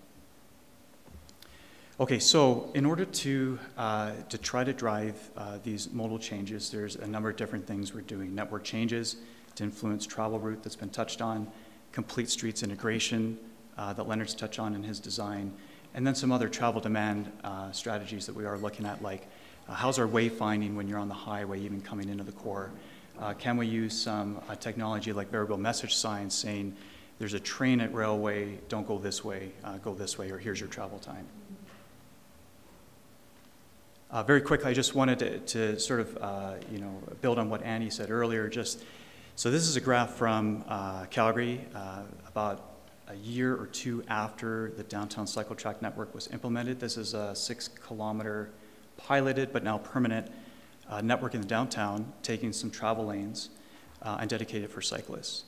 And what it shows is between 2015 when it was implemented and 2016, these are the trips in and out of the core. If you were to draw an imaginary line around the core, is a 40% uptake in the number of bicycle trips. So pretty remarkable, and generally we see about a 10% increase per year after even then. And he showed a similar slide to this, just showing that for Calgary we've had a 50% mode split by transit. We're kind of saturated in terms of the number of cars we can get into the downtown, so the uptake really has to be through walking and cycling trips. You can see just the total number of peak morning trips coming into the core is projected to be 80,000. How are they going to get those people in? Well, it's really through increased transit capacity, cycle pedestrian accommodation. Andy showed some similar numbers. What we're trying to show here again is sort of the trip equation, where railway is currently seeing 16,000, 18,000 trips per day on a peak summer day, say in June. And the mode split there is about 90% of those trips are cars.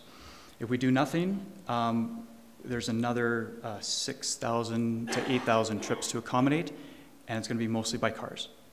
But by implementing the concept plan, the active modes infrastructure we're trying to put in place, you can see that the uptake of trips is really taken by the other modes. The actual vehicle trips stays about flat in our analysis. So we talked a little bit about introducing some constraints to the network, and we also have to open up some flow in the network to make this occur. So these orange arrows are showing, you've already seen it, some of the constraints we're introducing in the design of the network at many places. So Benchlands Trail is reduced to 1 lane on the bridge westbound in, 1 lane on Railway. Main Street, we can do some things with the signals to reduce the flow there. Conversely, we're also trying to open up some flow, as Leonard just talked about, the intersection at Railway 17th, realign it to have better flow into the downtown. You may recall in the ITP, this was always an arterial corridor, back door into the core. What we're trying to do is direct flow that way, give people an outlet, some capacity if they're experiencing constraints in other part of the network. Okay, just to zoom down a little bit into Claire's presentation, she talked about the corridor changes. I wanted to show you very quickly just what was happening at the intersection. So this is Palliser Trail, and sorry for the orientation, the north arrow might help, at the Trans-Canada Highway ramps coming in. Currently stop controlled. There's 2 lanes southbound currently, 1 lane each direction when you go further to the north. With the new design, it still works as stop control through 2030, 2038 with our traffic analysis. But you have 1 lane reduced on Palliser Trail southbound. But what we've done, of course, is use that shoulder space, as Claire has talked about, that other travel lane, and use it for protected active modes facilities. Moving to Silvertip Trail, this is the current configuration of lanes. Stop controlled on Silvertip coming to Palliser. The major changes are reduced to 1 lane each direction on Palliser. We still need left turn bays into Silvertip. The one other change we made from Silvertip coming out is instead of a through left, we have just a designated left and a through right for those movements. The other change in front of the Holiday Inn is there's just 1 receiving lane going up the hill, and that's partly to reduce the intersection spacing. You really don't need a 2-lane capacity to receive the traffic that's headed up the hill. Moving over to Palliser Benchlands, this is the current lane configuration. So it's a yield condition if you're coming down Palliser and trying to get into town on the bridge. It's signal controlled. There's 2 lanes coming down the hill from Benchlands, 2 lanes headed the other direction. With the changes that are proposed, there's only 1 lane on Palliser northbound.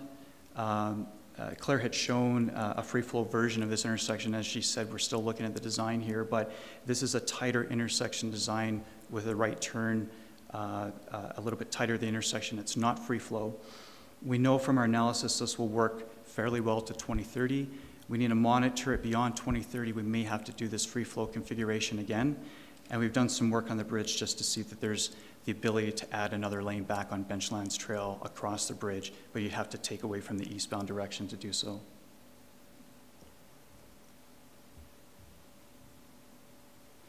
I'll go through this pretty quickly. I think Leonard showed most of the changes at this intersection. Essentially, so Railway just has 1 receiving lane going into the town. We've changed the Benchlands coming down into Railway and Bow Valley Trail to a designated right, and part of that is to deal with, a train situation. Where's an alternate location for vehicles to go? The other difference, actually it kind of works this way today, is you're going southbound in Bow Valley Trail, you kind of have a single lane and then a merging lane into that. So we've just shown it basically as a single through lane. That's not really changed from what you see today. So I just want to show you quickly, very high level, a bit of travel time change. What does this all mean? So just to back up, we've done traffic analysis right from the beginning. We did counts in 2018 to kind of inform the design. And as the design evolves, we continue going back and revisiting this analysis to make sure that the configurations work satisfactorily.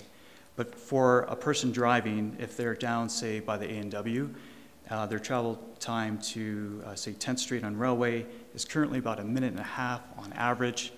Kind of depends on how you hit the signal at Bow Valley Trail.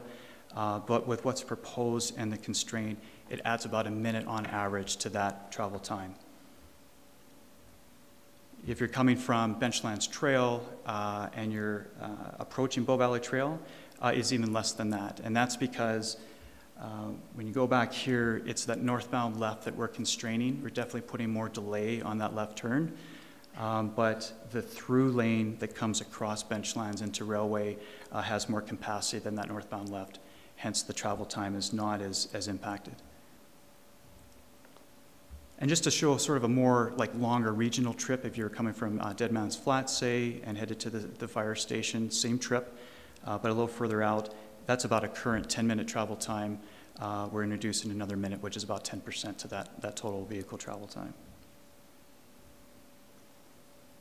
So just coming back to this graph, what we were trying to demonstrate was with the 2030 proposed design, this is kind of a qualitative, it's subject to there's a little bit of subjectivity here, but what we're showing is, for the vehicle, yeah, there's a little more delay that they're going to experience for sure. The benefits is the experience for transit, pedestrians, cyclists, and the overall network we're trying to make basically good for all the users and accommodate 50% more trips than we currently experience today.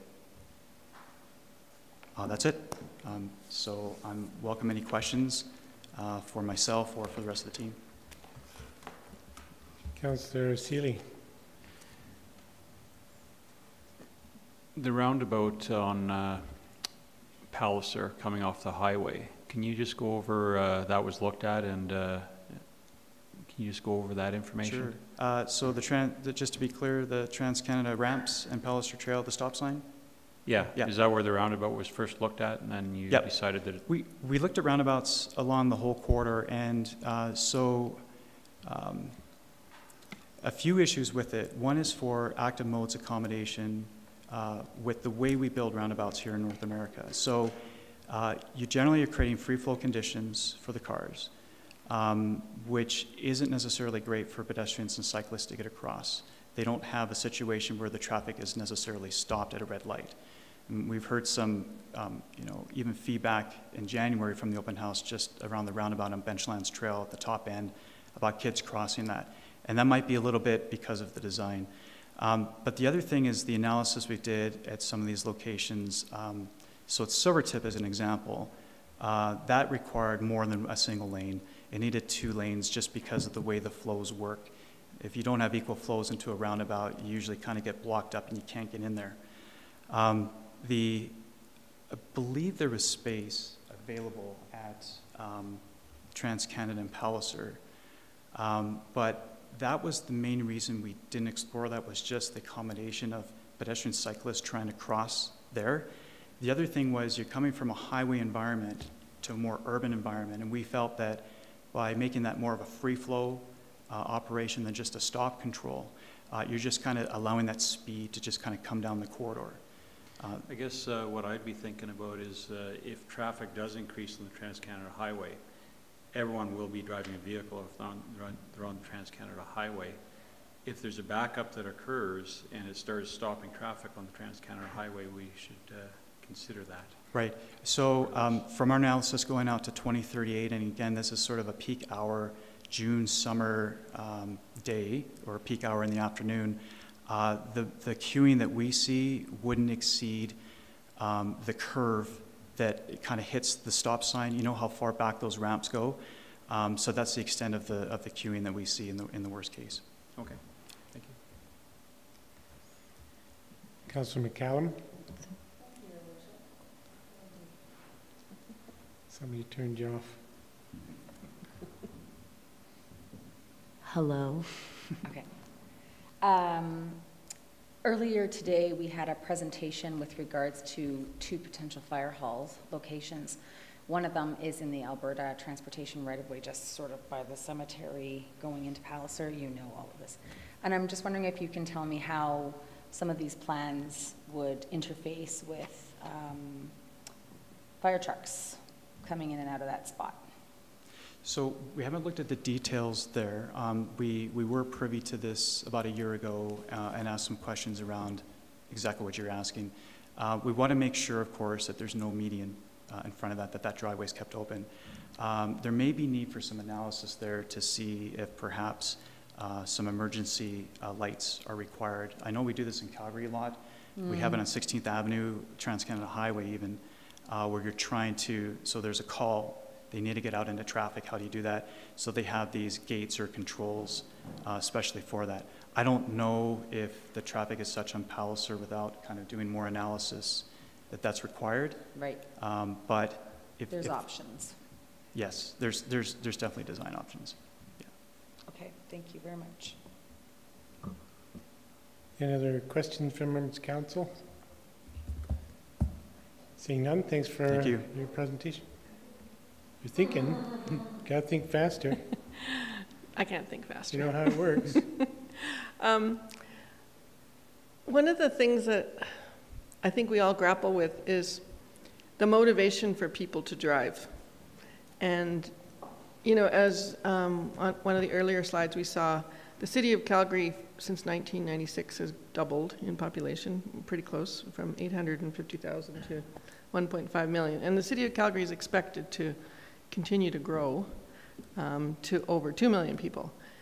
A lot of those people arrive in cars. And we want to modify the behavior of people to be more bicycle pedestrian. And so are we looking at the nodes of our community that would be the best ones to facilitate for that? For instance, Spring Creek Drive was a really good example because there's a lot of visitor accommodation in there. There's a lot of tourist home. There's a lot of residents that live there. So to upgrade those parts of the community to, they've already got intercept parking in there because if people are coming there to stay overnight, then their cars are parked there. It's the other elements of the community that we have a hard time dealing with because the cars are not staying overnight. They're day use visitors. Mm-hmm. So the cars somehow have to be resorted, whether it's intercept parking or something, but it's not always just the residents that are using too many cars. Right. So if every resident modified their behavior by using transit or pedestrian or cycling, would we still have the impact that on that, just that sheer volume of traffic that's coming out of Calgary for the day? Because they're not parking somewhere, they're coming for the day. Right. So how are we reconciling that? You know, how do we address that? That's a really big, challenging question. I'll start. I'm not sure if Annie would like to add, but through all this analysis, we've been very aware of what you're seeing in terms of our traffic as a mix of local and of course regional, like from Calgary. So the intercept lots is one way, and I know that the town is definitely exploring that about where to do it, where to capture some of those trips.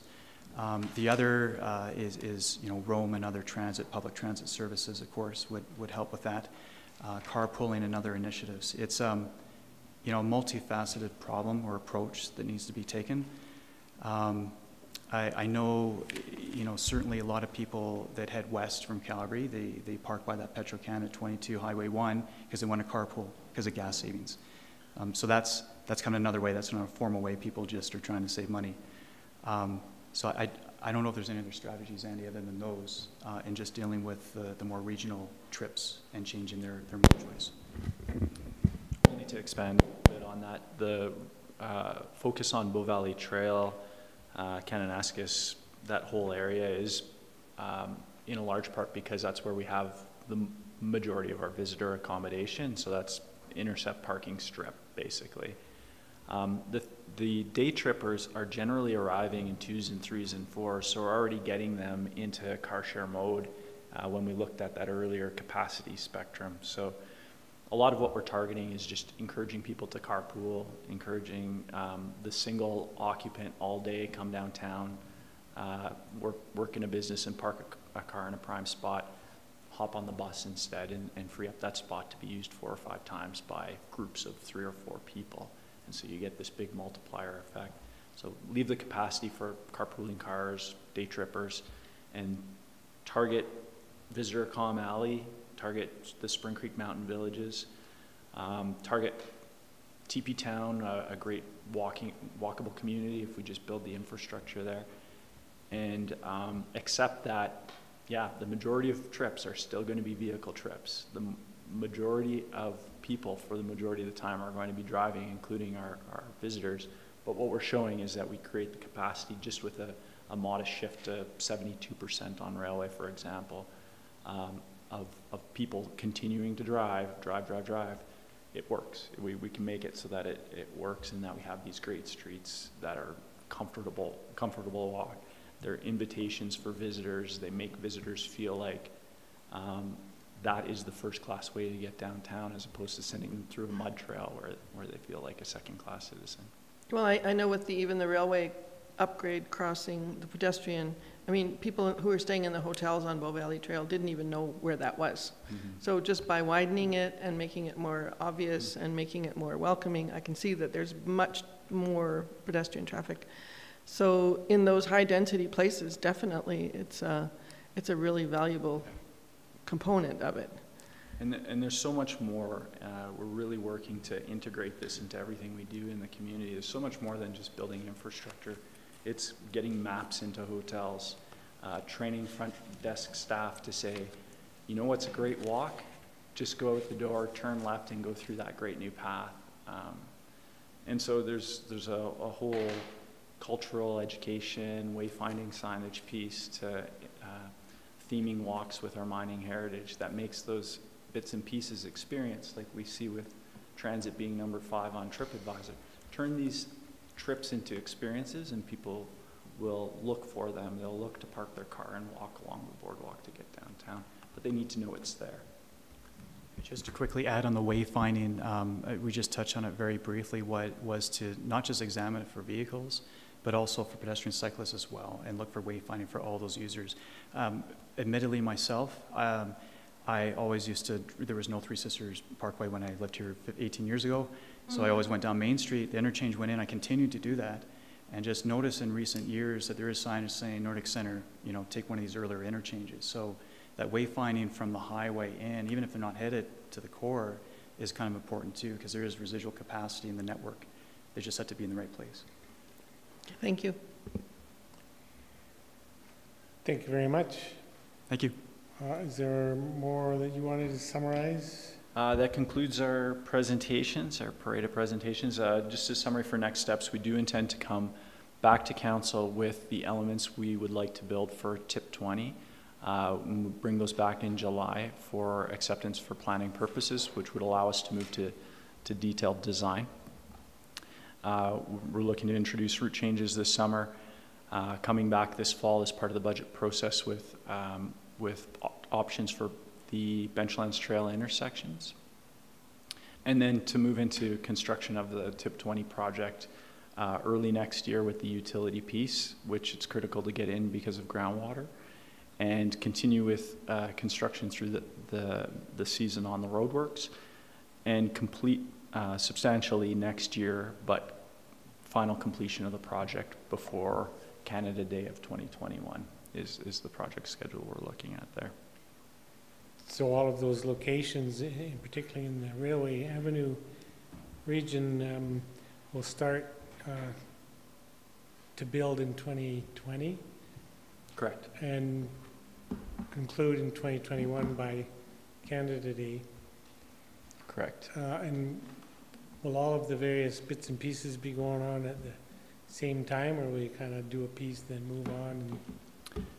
To a large extent, it's going to be the responsibility of the contractor to come up with a staging plan, and that's the benefit of combining them, is they can think through the best way to do that. In general, there's going to be a requirement to maintain a lane in each direction and to maintain turn movements, so it'll be up to them to stage the work in that way, and to maintain good pedestrian connections and cycle connections and detour signage for those during construction.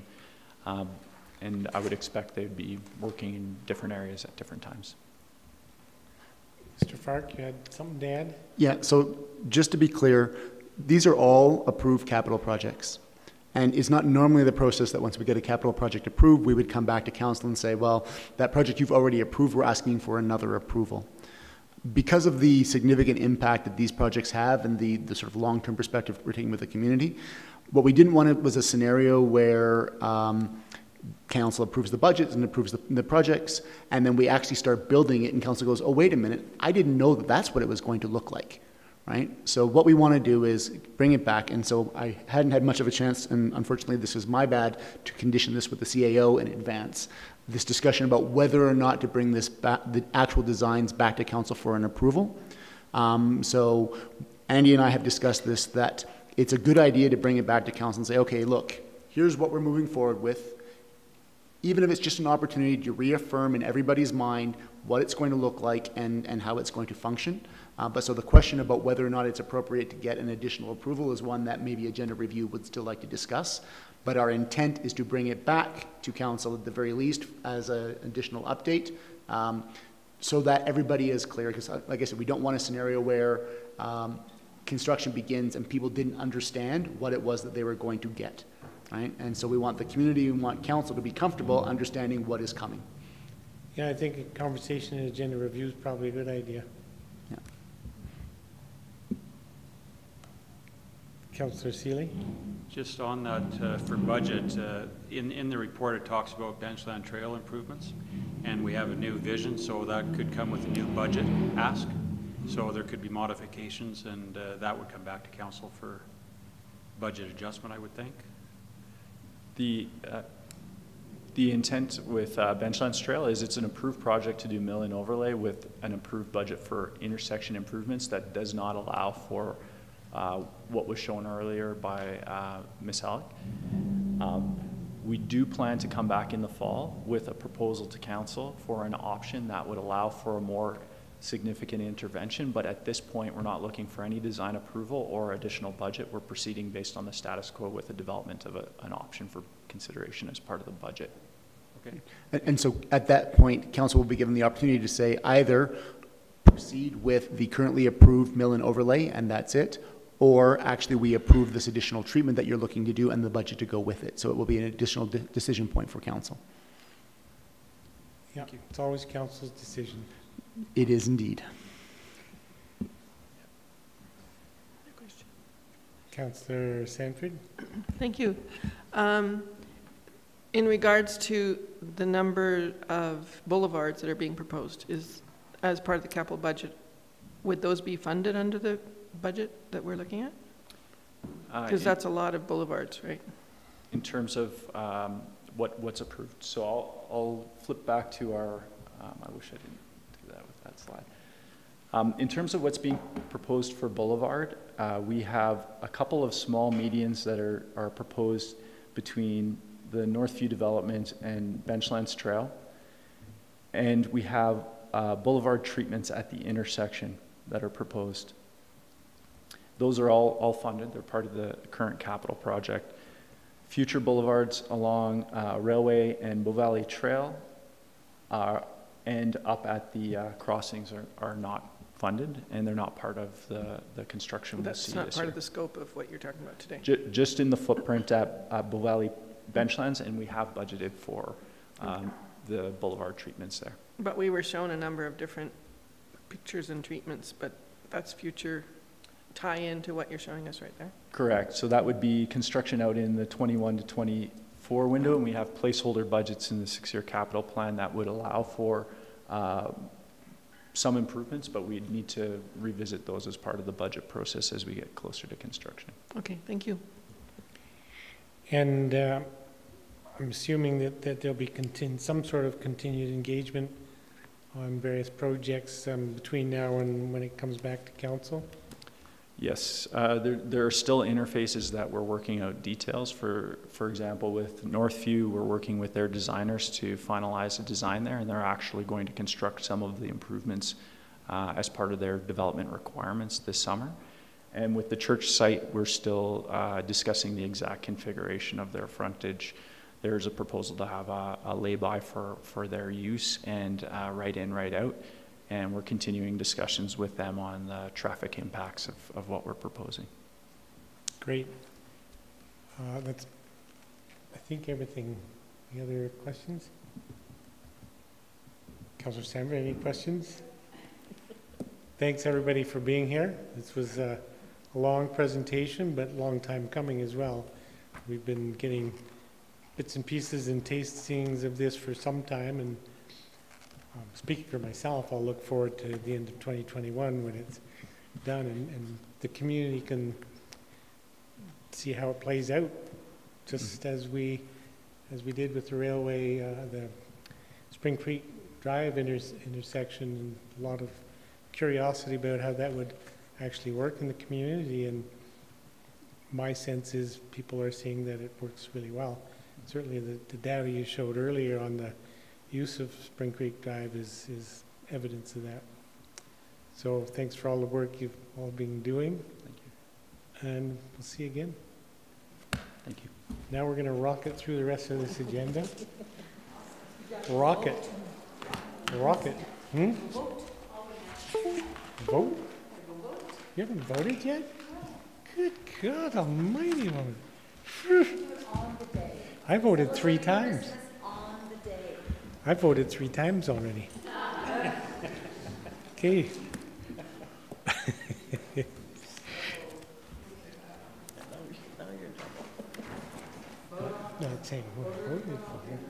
Okay, moving on then to item E1, council updates, and as I said, we'll go quickly through all this.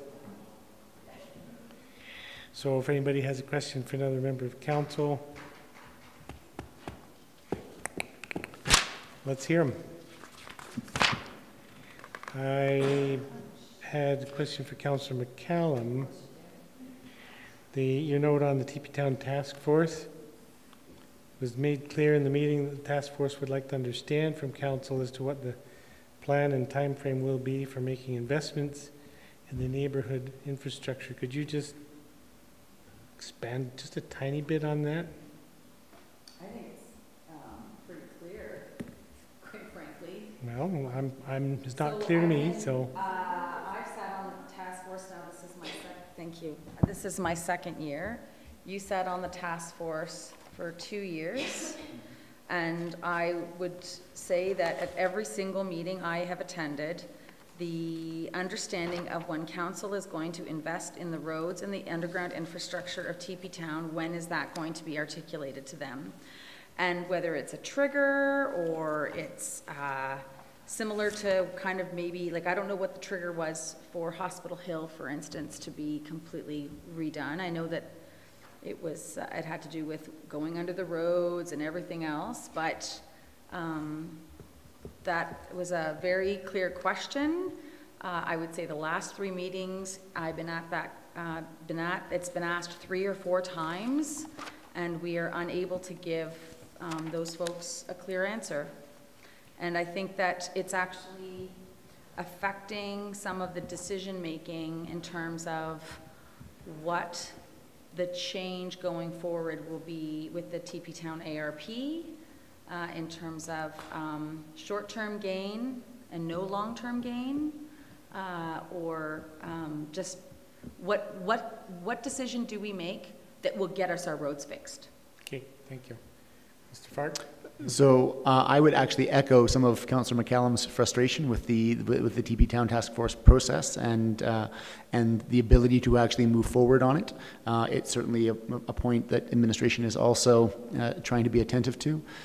So the constraint with TP Town is that the expectation there is of significant redevelopment, and the concern is that you do not, for example, resurface roads and transportation network if you're going to dig them up afterwards to allow for redevelopment to install new utilities.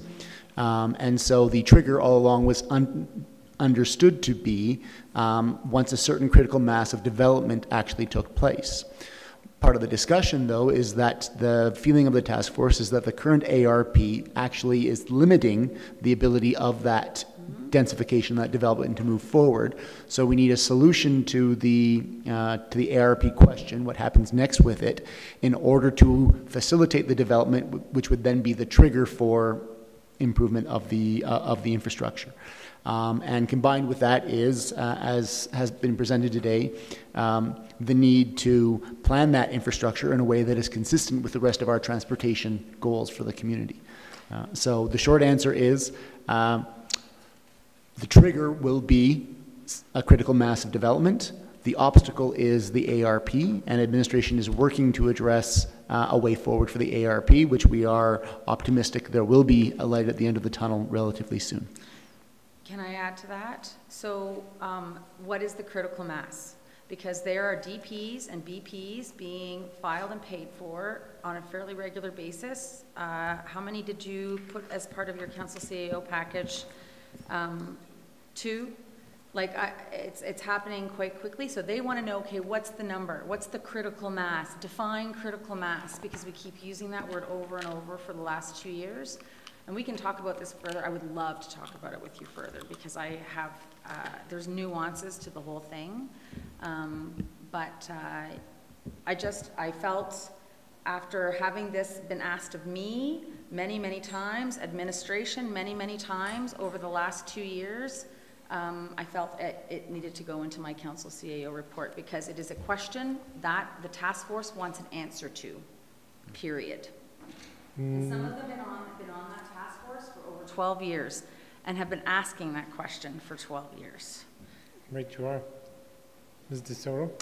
Yes, and Mr. Asarte actually addressed this question partially in his presentation today, right? He identified that there is a capital project in the capital plan to do infrastructure planning for TP Town, and my interpretation of infrastructure planning is a scheduling and timing and an understanding of what that critical mass will be. So it does require further work and consideration, and I agree with your similarity to South Canmore and Hospital Hill. I mean, we had similar circumstances happening in both those neighborhoods where we had calls for improvements for a long time, and it took us to getting to a point where then we committed to a schedule, and we. Yeah, and TP Town seems like a neighborhood that, like, you wouldn't do it like you would do hospital. It's one street up.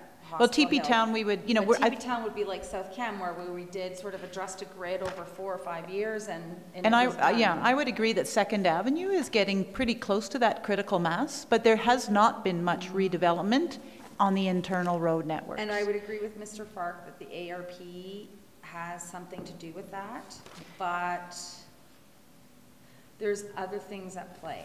Absolutely, and yes. I would love to discuss that with you further. Yeah, okay. Perfect. Excellent. Thank you. Any other questions regarding the service area reports? The councillor updates? Seeing none, moving on to F1 service area reports. I'll open the floor for any question on any subject. And I'll start with the question under Public Works Sustainability for A4. It notes that work has begun with our environmental consultant, MSCS, on the Lower Silvertip Wildlife Corridor study. Could you just give us a little detail on the work we anticipate there? Someone? I most certainly can. Thank you. So you will recall there was a council motion as part of the Palliser development approval for the Northview project that administration develop a management plan for the Lower Silvertip Wildlife Corridor. So in order to develop a management plan, we actually need to do a study to determine the appropriateness of Lower Silvertip as a corridor and its current level of functioning. So what we are doing with our consultant is essentially that study. So we have already been in contact with the ACA, the Alberta Conservation Association, and the NCC, who are the owners and easement holders on some of those lands that I think Council remembers we have talked about that link into Lower Silvertip. Part of the problem is that the land has multiple owners, so the ACA owns a parcel of the corridor with the NCC holding an easement. The town owns some of the land, and Silvertip Properties owns some of the land. So we're trying to work with all of those stakeholders to get agreement to move forward with a study, and then we will conduct a study to determine the best, most appropriate form of those lands, and then a development, and then develop, if necessary, the appropriate management plan that would go with that. Thank you. Is the province at all involved, or on Yeah, so attention? we have engaged both the province and BC Ag on this project, and they have both indicated a willingness to be informed and potentially to provide feedback, but neither one has indicated a willingness to take the lead or to be directly involved with the development of the study and the management plan. So that's why, honestly, administration's preference would have been to have either the province or BC Ag lead this process, but neither entity was prepared to do so. So that's why we are hiring our consultant to do the work, but we will continue to work with both of those stakeholders to ensure that they're engaged and inform the process. And I guess this study will inform the conversation that the Nature Conservancy, I think it was, started around divesting themselves of their responsibility on the protected lands up there. Yes, absolutely. It's one of the reasons why their lands have been included in the study area, is a decision, an overall understanding of the appropriate use of those lands needs to be developed first, and then decisions about transferring the land and management of the land can be taken, but they need to be informed by a proper and thorough scientific review of current conditions. Right. So we'll better understand the functionality of that designated corridor after this study. That's correct. Councillor Sanford? Thank you. Can we jump to utilities? Yes. Which shows the broad scope of issues we deal with at the town of Canmore, from the Silvertip Wildlife Corridor to the... Just to reference the number or the page or something? Page 149. Uh-huh. There's a statement in there that says our agreement, our operating approval expires on June 1st, 2019. So that's pretty soon, right? And the suggestion is that the phosphorus might go down from 1 milligram per liter to 0.5 milligrams per liter. But the report says we're already achieving close to 0.5. So we're already in the range of achieving, but there will be a wastewater treatment plant upgrade required to meet that new regulatory requirement if it happens. So the short answer is there is a potential for some additional upgrades to be required if that condition is updated to meet that requirement.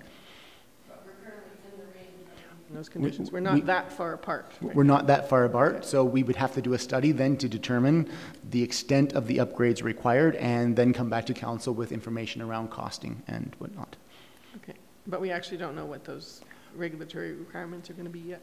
We do not yet know. So it's been highlighted to us that there is a risk factor here of a change to the requirements.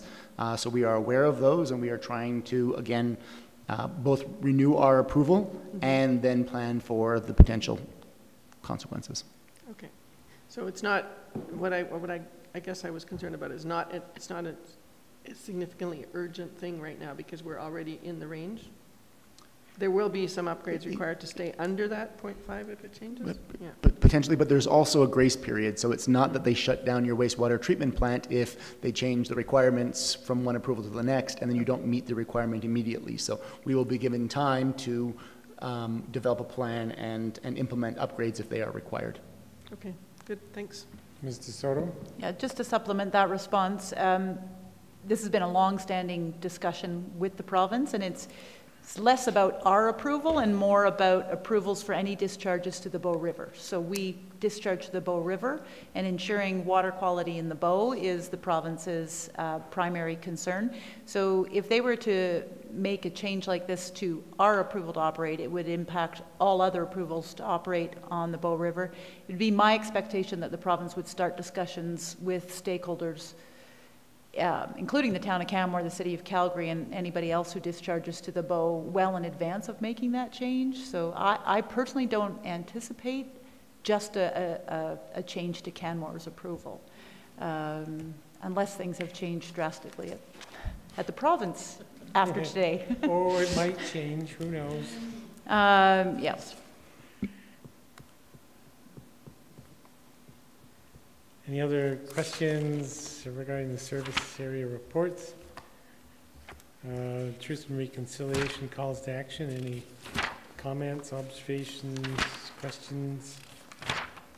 Seeing none. Resolution action list, anything on that? Or any comments or questions on the Bow Valley Regional Housing Monthly Bulletin? Seeing none, I think we're done. I'll move the committee of the whole be adjourned. Those in favor? Opposed? We're adjourned.